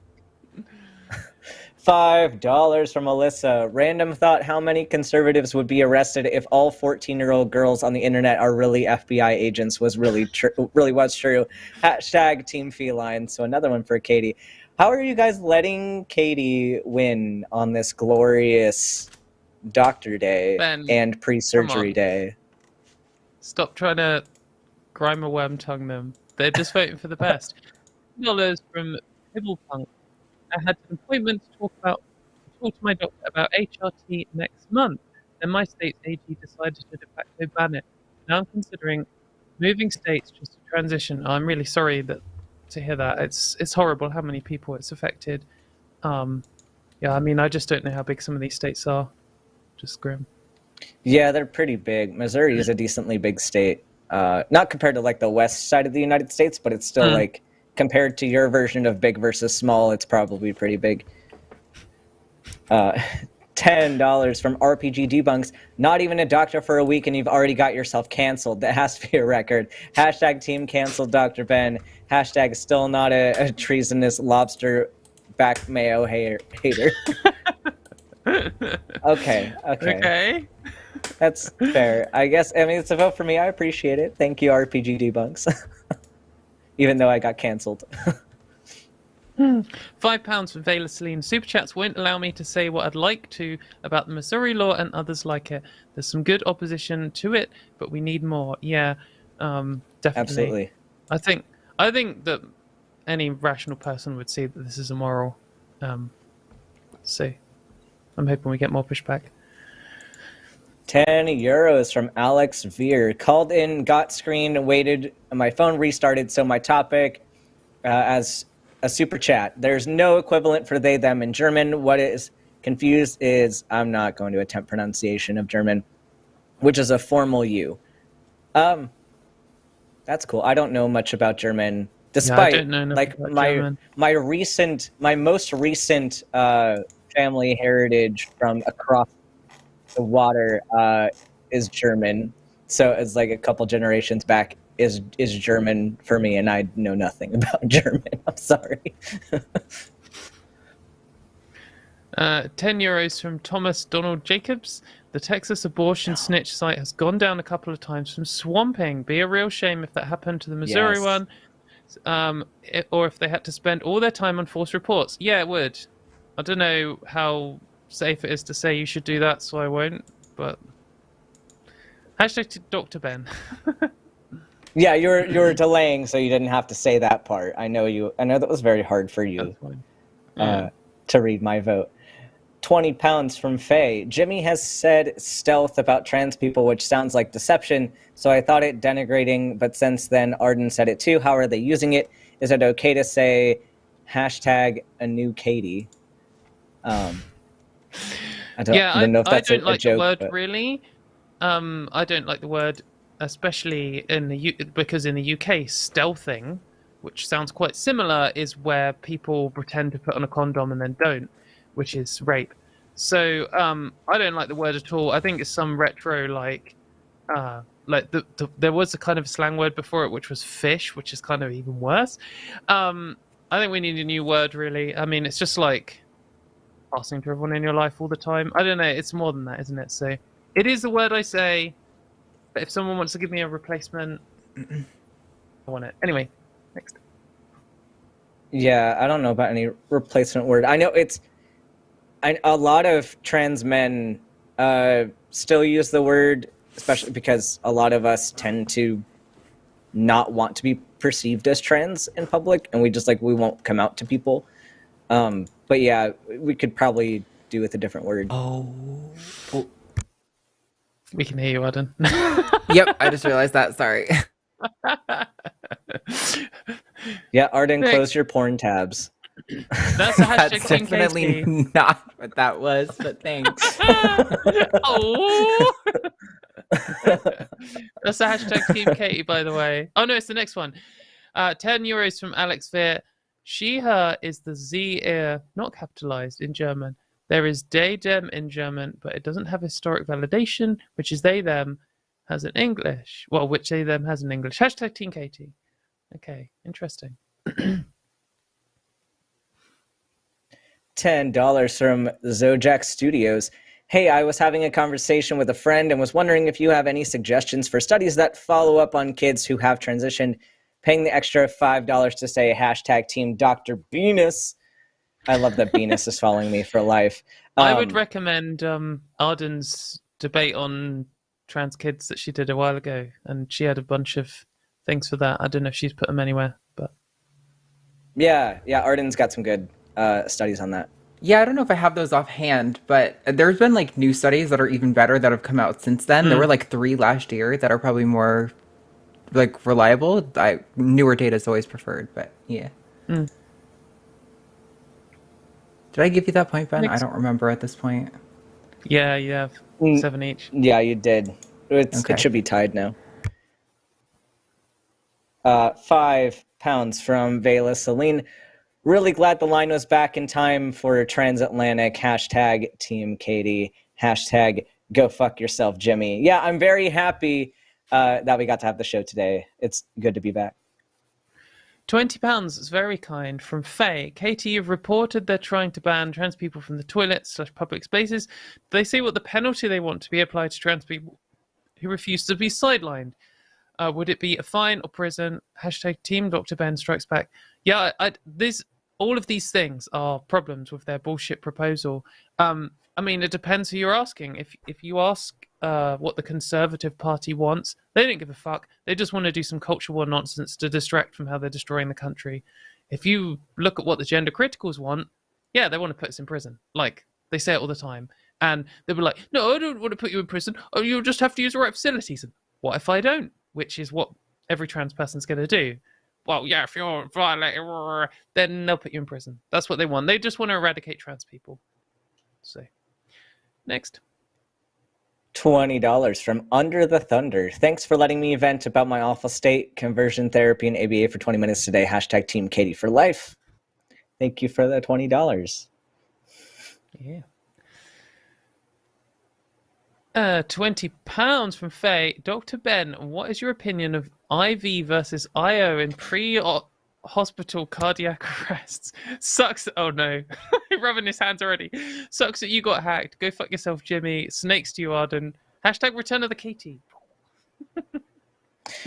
Yeah, I mean, this isn't really a super contentious thing. We're talking about cardiac arrest. And in my experience, I prefer IO just because it's fast. You can get it in super easily and then push fluids. So for people who don't know, IV, of course, is in a vein. IO is where they drill into your bone and then they push fluids through your bone marrow, which if you're awake, it's incredibly painful. The drilling the bone isn't the painful part. It's the pushing the fluids through the marrow that sucks. But that's why you do it when they're unconscious, or in this case, dead. Like, so in a pre-hospital cardiac arrest, they're dead. So it's, you need to get meds in now.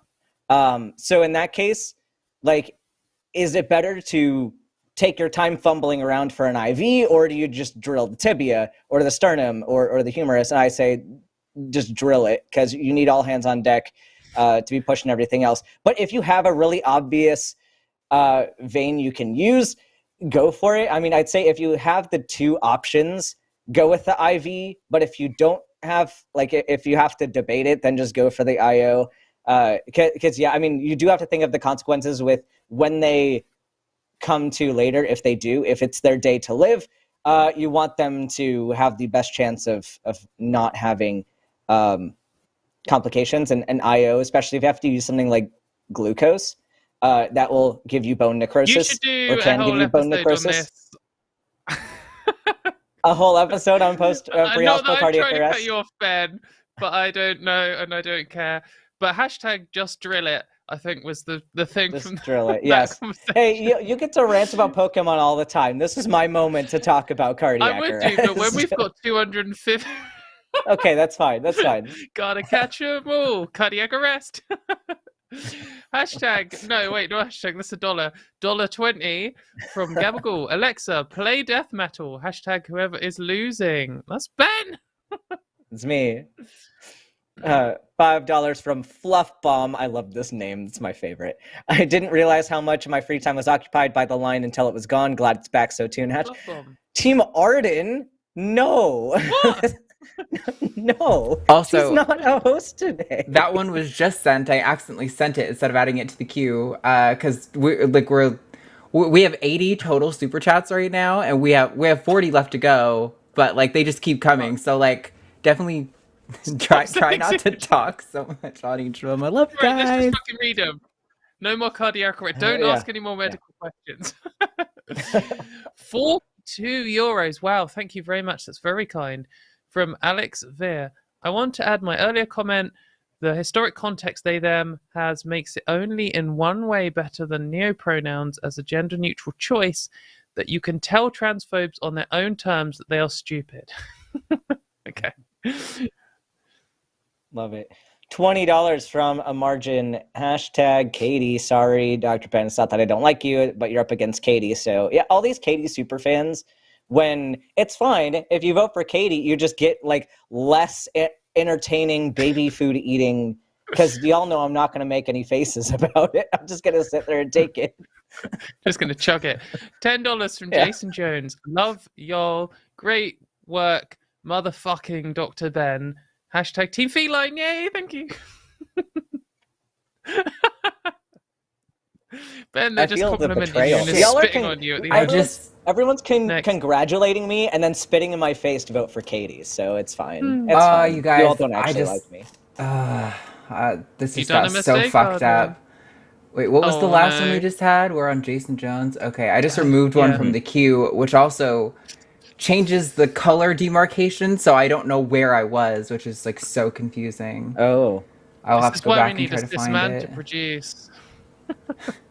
They're better at color recognition. Yeah, I heard that. Yeah. $5 from Sanguine Sonda. I probably said that wrong. Here's to the both of you for fighting the good fight. Congratulations, Ben. Hashtag Ben. No, hashtag Team Ben. Hashtag the doctor for me. Or like. Formerly known as student no. Dr. Ben. Oh, you need to capitalize that. I couldn't read that at all. $4.99 from Claire. Congrats. Hashtag Dr. Ben. Arden, go fuck yourself. And that was a hashtag, Especially so that after is a vote. 10 euros from Eat Chokayo. Oh man, I can't read. Been listening to The Line for many months now. You have really improved my thinking a lot. Keep up the great work. Love from Germany. Amazing. I'm glad that we've helped with critical thinking in general. Next. 1, 2, 3, 4, 5 check crowns from Naresh. I heard something about Ben's top surgery, so I'm hashtag Team Katie, since soon Ben will always end up on top, so Katie should get as many wins as she can. She still has a chance. Wow. Yeah, the whole surgery, it's not actually removing anything. It's just it's a surgery to make me win all future super chats. That's what this actually is. $5 from RPG Debunks. If GCs get their way and trans people are required to show themselves before using the bathroom, I say just let it go. We on a fascist. I have no idea who that vote is for. No, it's just a campaign. Hashtag we on the fascist. £5 from John Harding. Hey Ben, congrats on your doctorate. Thank you. Still not a vote though. So, but thank you anyway. No, hashtag no. $5 from Kwai Gamer. Congratulations, Dr. Ben. Which type of doctor are you? Pediatrician, family. Hold on, it's hard to show off my shirt. Family physician. So there his you go. doctor type is caffeinated. Yes. Next. 20 Canadian from Kathleen Moncrief, hashtag Team Dr. Ben. Congratulations. Thank you, Kathleen. Always good to see you in the side chat. £5 from Samantha Patrick, hashtag Team Katy. How am I still ahead? Amazing.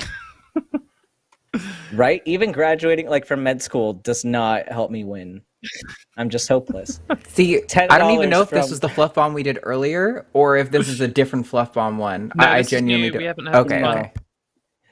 $10 from Fluff Bomb. Here's to the saxiest queen of Europe, hashtag Team Katy, because we're gonna do that Still collab when I go to Okay. England, where she has to play the saxophone. It's Only a gonna be few weeks glorious. away. 20 Canadian dollars from Kathleen Moncrief. But also, hashtag Team Katy, because of the amount of patience she had to keep dealing with that turf. Holy crap. I don't think I handled it well, and I'm kind of angry at myself. So, we'll see. Thank you, though. I appreciate it. 20 Canadian from Nilly Wilson. Got to give a hashtag Team Katy for talking to Dave for so long. I went from actually not understanding his point to understanding how obviously ridiculous it was. You handled it great and are too gracious. LOL. So many Team Katy. I mean, Katie's thank great, you. but there's no love for Ben today. Hashtag Team Katy. Hashtag Team Grady. $5 from under the Ben. My brain is rotting. You've got to give me room to say stupid things. Under the Thunder. Challenge idea. Loser has to drink a can of Moxie. It's a soda from New England that everyone either loves or hates. I'm the former. It would be interesting to have to experience a Marmite. Have you ever had Marmite before, Ben? I have. Oh, I have. disappointing. Okay. It was a long We time can ago, do though, Marmite so challenges. Yeah. Okay. yeah. 550 Canadian from Nonsense Aficionado. Congrats to the adult human doctor. Hashtag assigned docket grad. Hashtag Team Dr. Ben. Thank you for using all of my new catchphrases. I love it. The new branding is going strong. Yes. £5 from John Harding. Yeah, congrats again on your honorary PhD. Katie didn't earn any of this shit. Why'd she get so many of those votes? Also, I found the one I skipped. Up. I found the one I skipped earlier, so I'm gonna send that now. Okay, good. 5 is that Australian dollars from Jackie Andronikos. You're totally right, Katie. It's absurd to think places wouldn't start banning us if they had the option. Thanks to both of you for fighting for us. Hashtag Team Katy. I'm just gonna quit. I'm just gonna quit the show. Adam, we can still hear you. I'm gonna quit the show. Oh. £5 from IT217. You cannot congratulate me and vote for Team Katy. Fuck off, all of you. Congrats, Ben. Hashtag Team Katy. I don't accept your congrats if you vote for Team Katy. I just don't accept it. Your actions speak louder than your words, people. Thanks, everyone. No. £5 from Alexandra Lily White. I asked, who is that? Steve? Steve? Or whatever, if he'd come tonight. But I think he was too embarrassed after hashtag Team Katy is cis. Some guy sarcastically in tweets earlier was like, dunking, like some gender critical man was dunking on some trans person. They're like, what, stupid? Katie's not trans. And then I was like, quite tweeted it and was like, for your information. And he got really embarrassed about it. I love when people think that I'm a cis man and start telling me that, like, I don't know anything about women's issues or trans issues. $20 from Lighthouse Dion. I think hashtag Team Dr. Ben automatically wins because holy shit, what an accomplishment. Congrats. Apparently not, because the audience is still voting against me. So...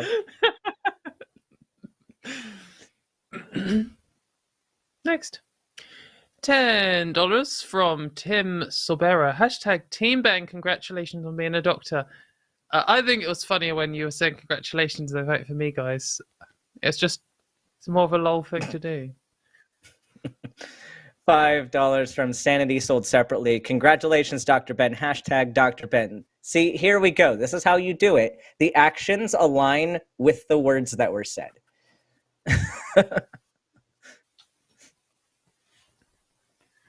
$5 from Weir Lima 1138.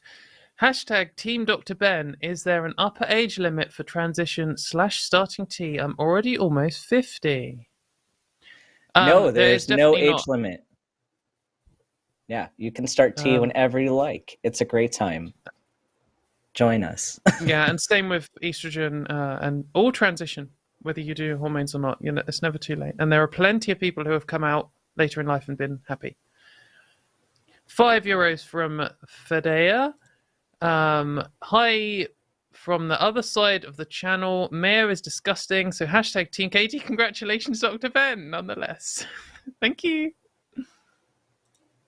Again, these inconsistent super chats. $5 from James Call. Bud Light is like doing it in a canoe. It's close to the water. Hashtag Team Ben. Yeah, it's basically pea water is what Bud Light tastes like. How strong is it? It's only like 4% Canadian, at best. Yeah, we have plenty of 4% beers here. For $5.50 from Rosie Wade, we need to give Dr. Ben an Everstone to hold so he stays his current evolutionary stage. Yes, Pokemon reference. Let me do a 10-minute monologue about Pokemon. Rosie Wade is someone who plays D&D with me, so she's super cool. 11 Canadian from Nonsense Aficionado. Here's the chat for the gram. I'm a smoke for both of you. Hashtag Team Ben, hashtag Canadian Buds. Yeah, because neither one of us do the marijuanas, so feel free to have someone on our behalf. Stick within your limit. $99.99 from Stephen Webb. Please explain for a friend why the T slur is number 1, a slur, and number 2, why it's offensive to use, even if not every trans person thinks it is. I mean, it's a slur because people said it while they kicked us to death in the past, and that's the reason that most people say it. And it's it's the same with all slurs. Like, if it applies to you or maybe your close family member, you can get away with it. But if you're saying it just to your friends and they're already in on it, that's kind of probably fine too. But if you just call some random trans person on the street a tranny, then they're going to assume that you are transphobic and you're going to try and hurt them. So they're going to have a bad day. $4.99 from Deej the Second.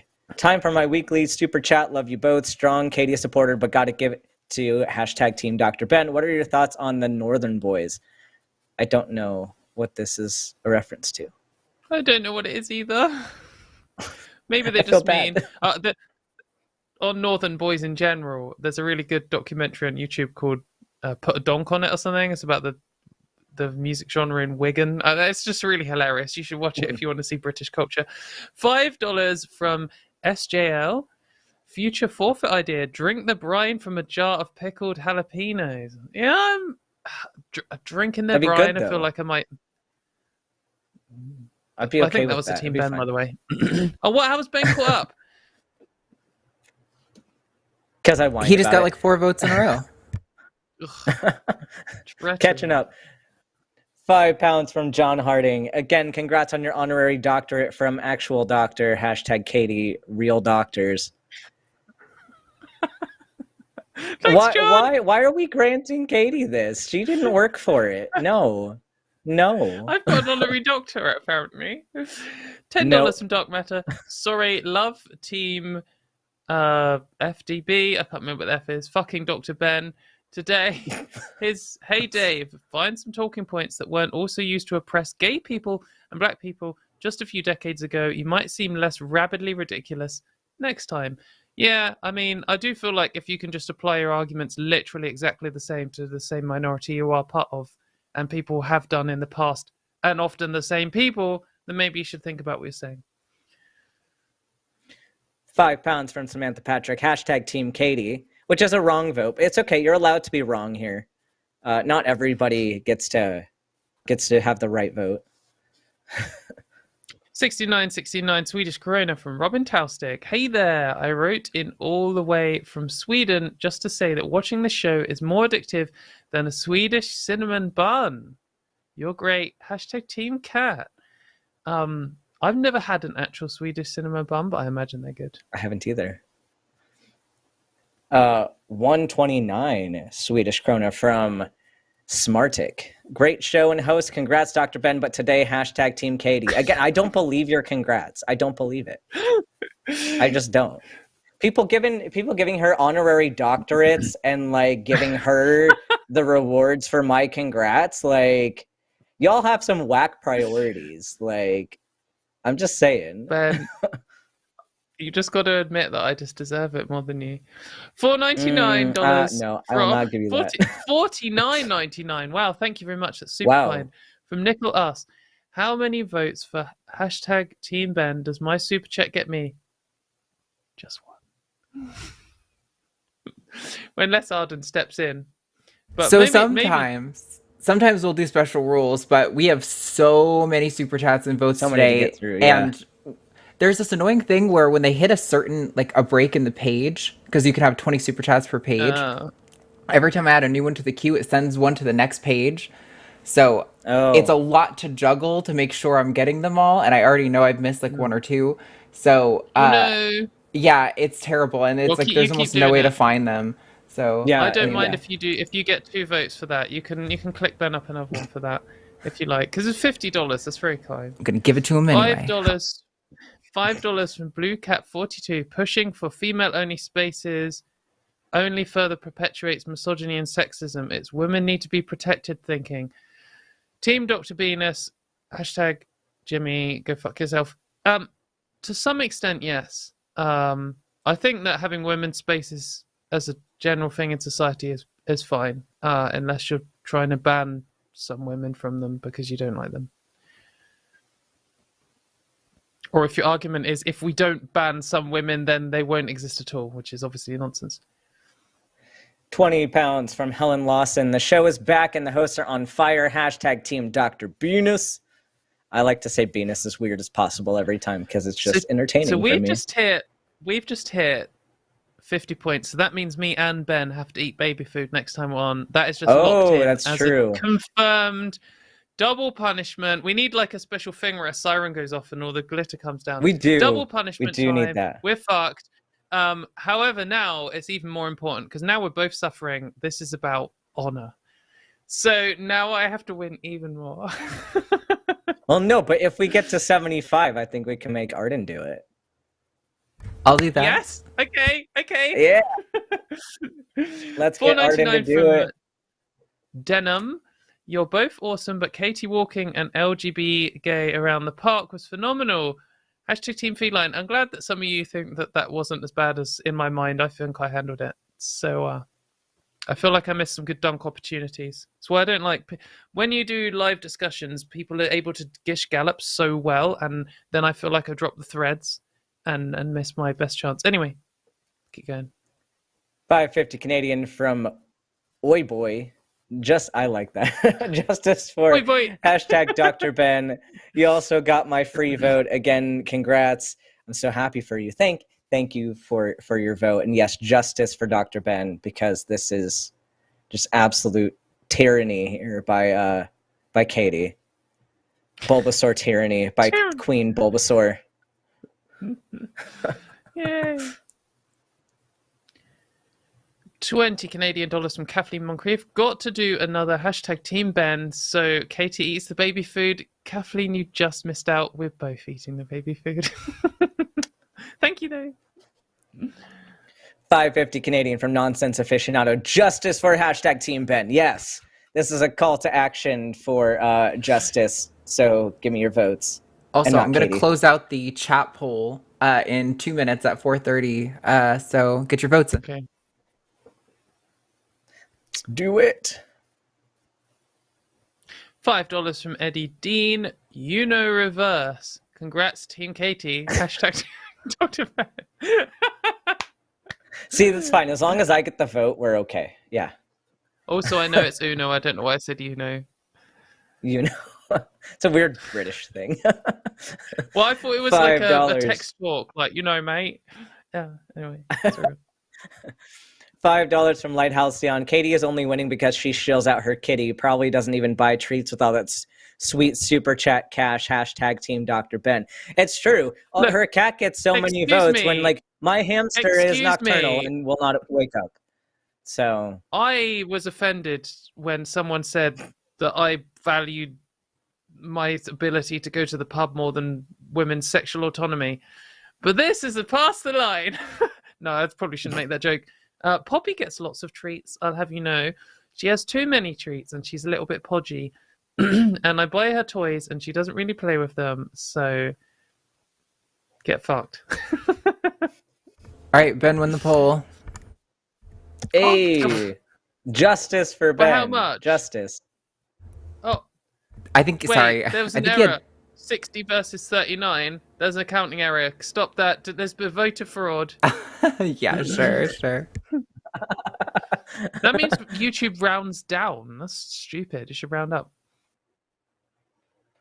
£5 from Faye. Forgot to congratulate Ben for evolving to his next stage. # Team Dr. Venus. See, now I feel like we're heading in the right direction now. This is proper. Oh, flipping heck. No, guys, come on. You're doing so well. €5 from Francis Duna. Kardashian. I read that as Kangaskhan. Khan. I've been playing too much Pokemon recently. Kardashian case was a rep of Ireland. Oh, yeah. I thought it was Republic of Ireland. So nothing to do with the Equality Act. Nonsense. Be happy to come on in a later episode to clear up misinfo on a case. If you know about it and you're relevant and qualified and stuff, either call into the show or DM me, and maybe if it comes up, we'll do a Turf Wars. 5 Australian from Jackie Andronico. Sorry, Ben, I default to Katie on voting. We agree on the insidious mayo, but for your amazing news, here is #TB. I guess it's Team Ben. Okay. Team Ben. Best of days to both of you. Yeah, thank you for the justice. I know Thank Katie you is for a the default. best of days, because I got my honorary PhD. $5 from Fluffbon. Congratulations, Katie. # Team Ben. Thank you, everyone, for the congratulations. I did work very hard to get to where I am today. Yeah.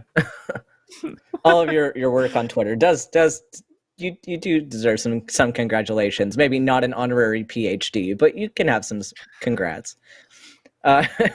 20 Canadian from Kathleen Moncrief. Need to start having some 3 a.m. shows in # Team Dr. Ben's time zone so Pebbles can get out there and campaign for the winning team.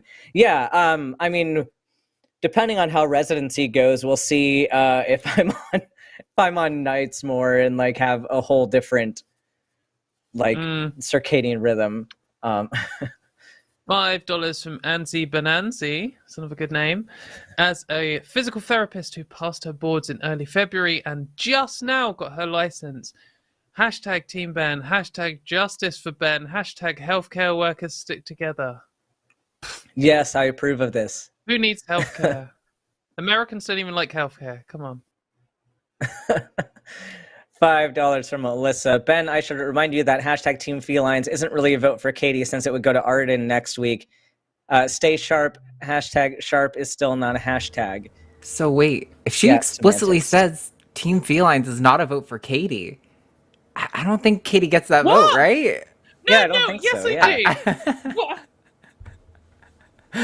All right, you can have it this outrageous one this is. time. I'll allow it. What do you mean? As the game I'm master team here. feline. Ben's I'll Team allow it. rodent. Your Team reptile. This is true. $4.99 from Jason Friedman. Almost forgot. # Ben. You owe me some mat time. I have a small crush on Jimmy. Don't tell him. Yeah, definitely don't tell him. Doesn't need any more ego. Oh yeah, we've talked. I'm happy to get on the mat with Jason anytime. I've got a mat. Maybe you have a mat. I don't know. We'll find a mat. We'll make it happen. A mat? I'm not Dillahunty. A wrestling mat. Okay. A wrestling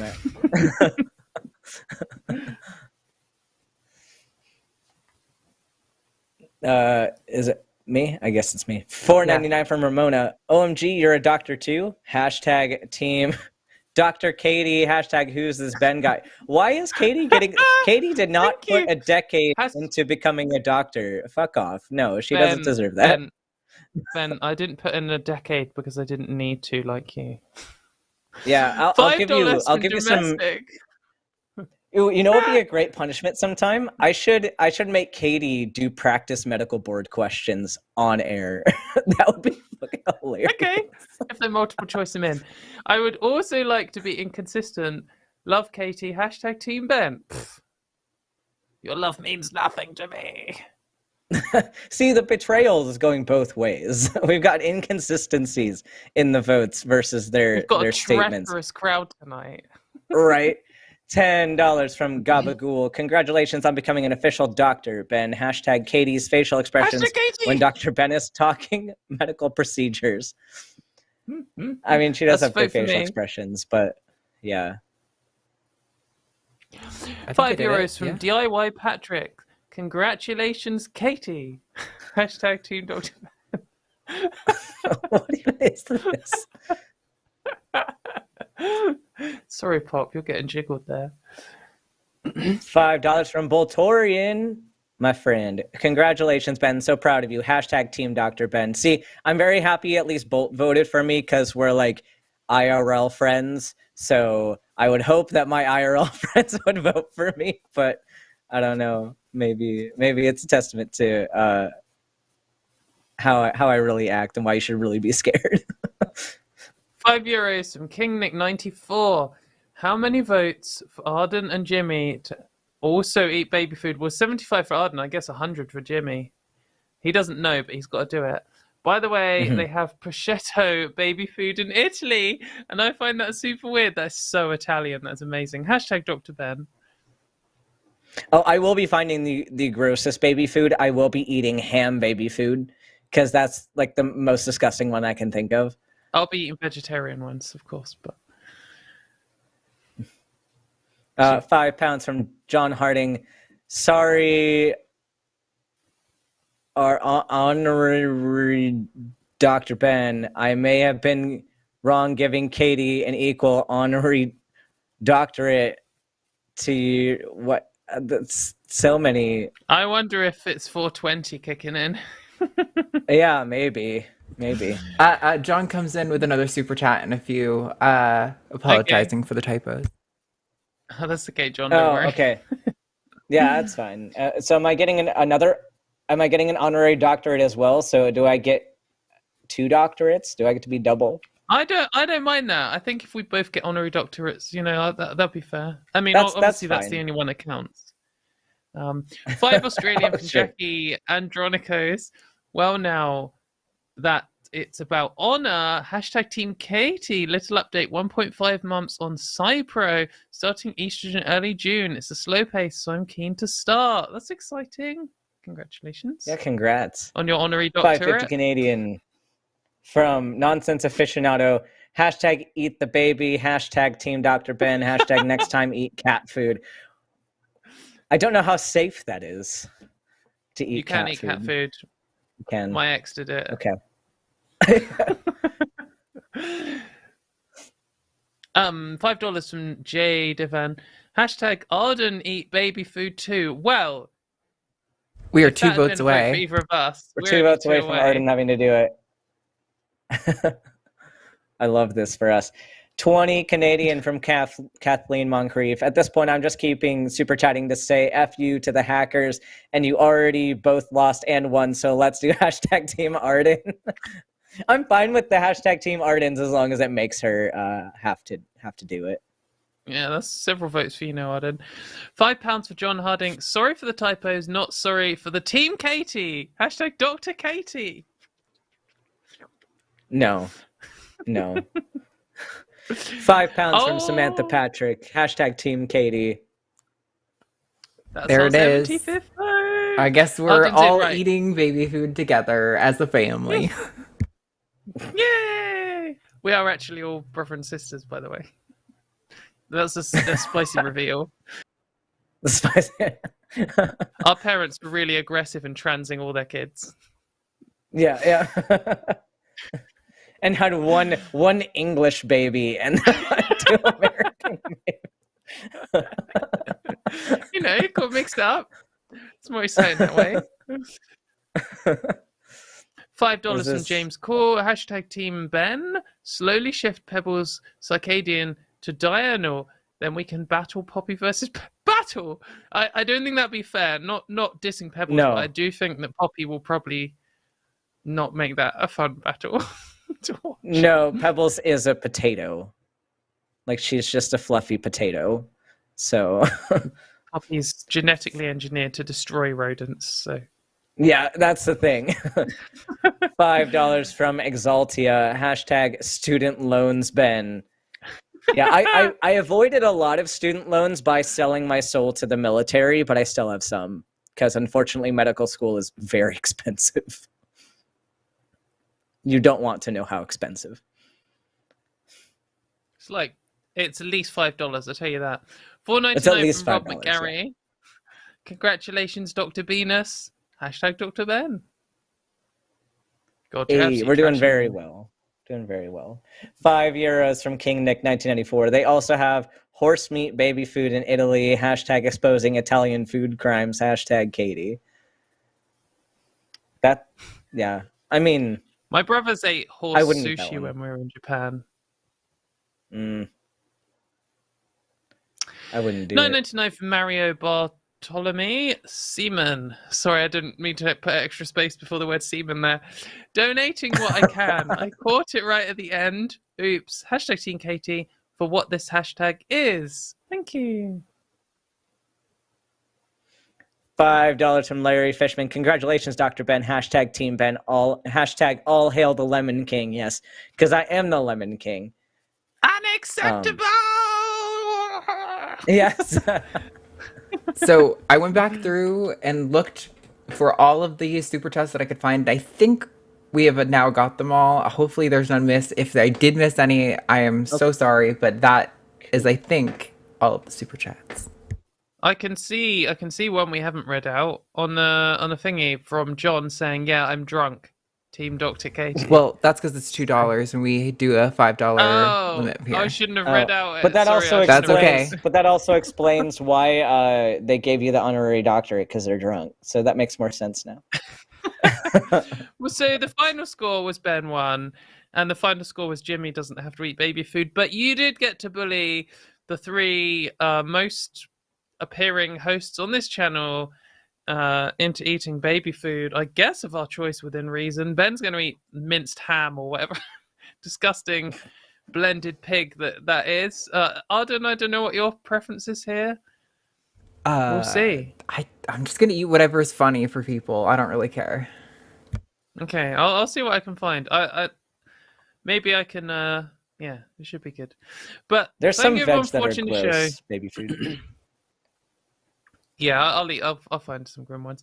Thank you everyone for watching the show today. Obviously, thanks for the extra support because of the hacking incident, and hopefully there's lots of likes on this video, because then it might help the YouTube algorithm realize that we're not some shitty Elon Musk ripoff, and it will give us back algorithm points.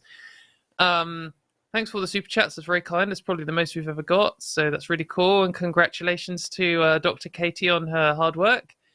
And thanks for sitting with me as I flailed through that last call. I don't know why I didn't feel like I did. Well, anyway, Ben, would you like to close out the show as you are the doctor in the house? All right. So this is one You're a trans time. man who's the doctor. Come on. Yeah. Do it. Flex.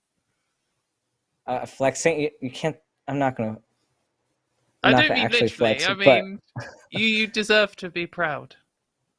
Yeah. No. I'm very excited that I made it this far. I'm honestly shocked that I did. I've cried more times than I can imagine. Like, it's like when I say medical school is hard, like it is the hardest thing I've ever done in my life, and residency is going to be actually the hardest thing I ever will do in my life. So it's only going to go downhill from here. But I'm very excited. I never would have imagined when I was a child that this would be possible. And number one, I never would have imagined I would be a man doing any of this. So that's also amazing. But I've come a long way, and I'm going to probably cry a lot, like, as soon as we get off this stream. But thank you, everybody, for your support and everything. And one piece of medical advice that I will give to everybody, because I can say this with absolute confidence, because this is apparently some medical advice that people keep continually asking me. Don't just put random things up your butt. It needs to be something that is meant for that activity. So that can be sterilized and that has like a flared base so you can remove it easily. So that's my parting advice for you all, is be very careful about what you put in your orifices. And that's it. That's This is Ways the Doctor. Thanks, everyone. See you later. See you next week.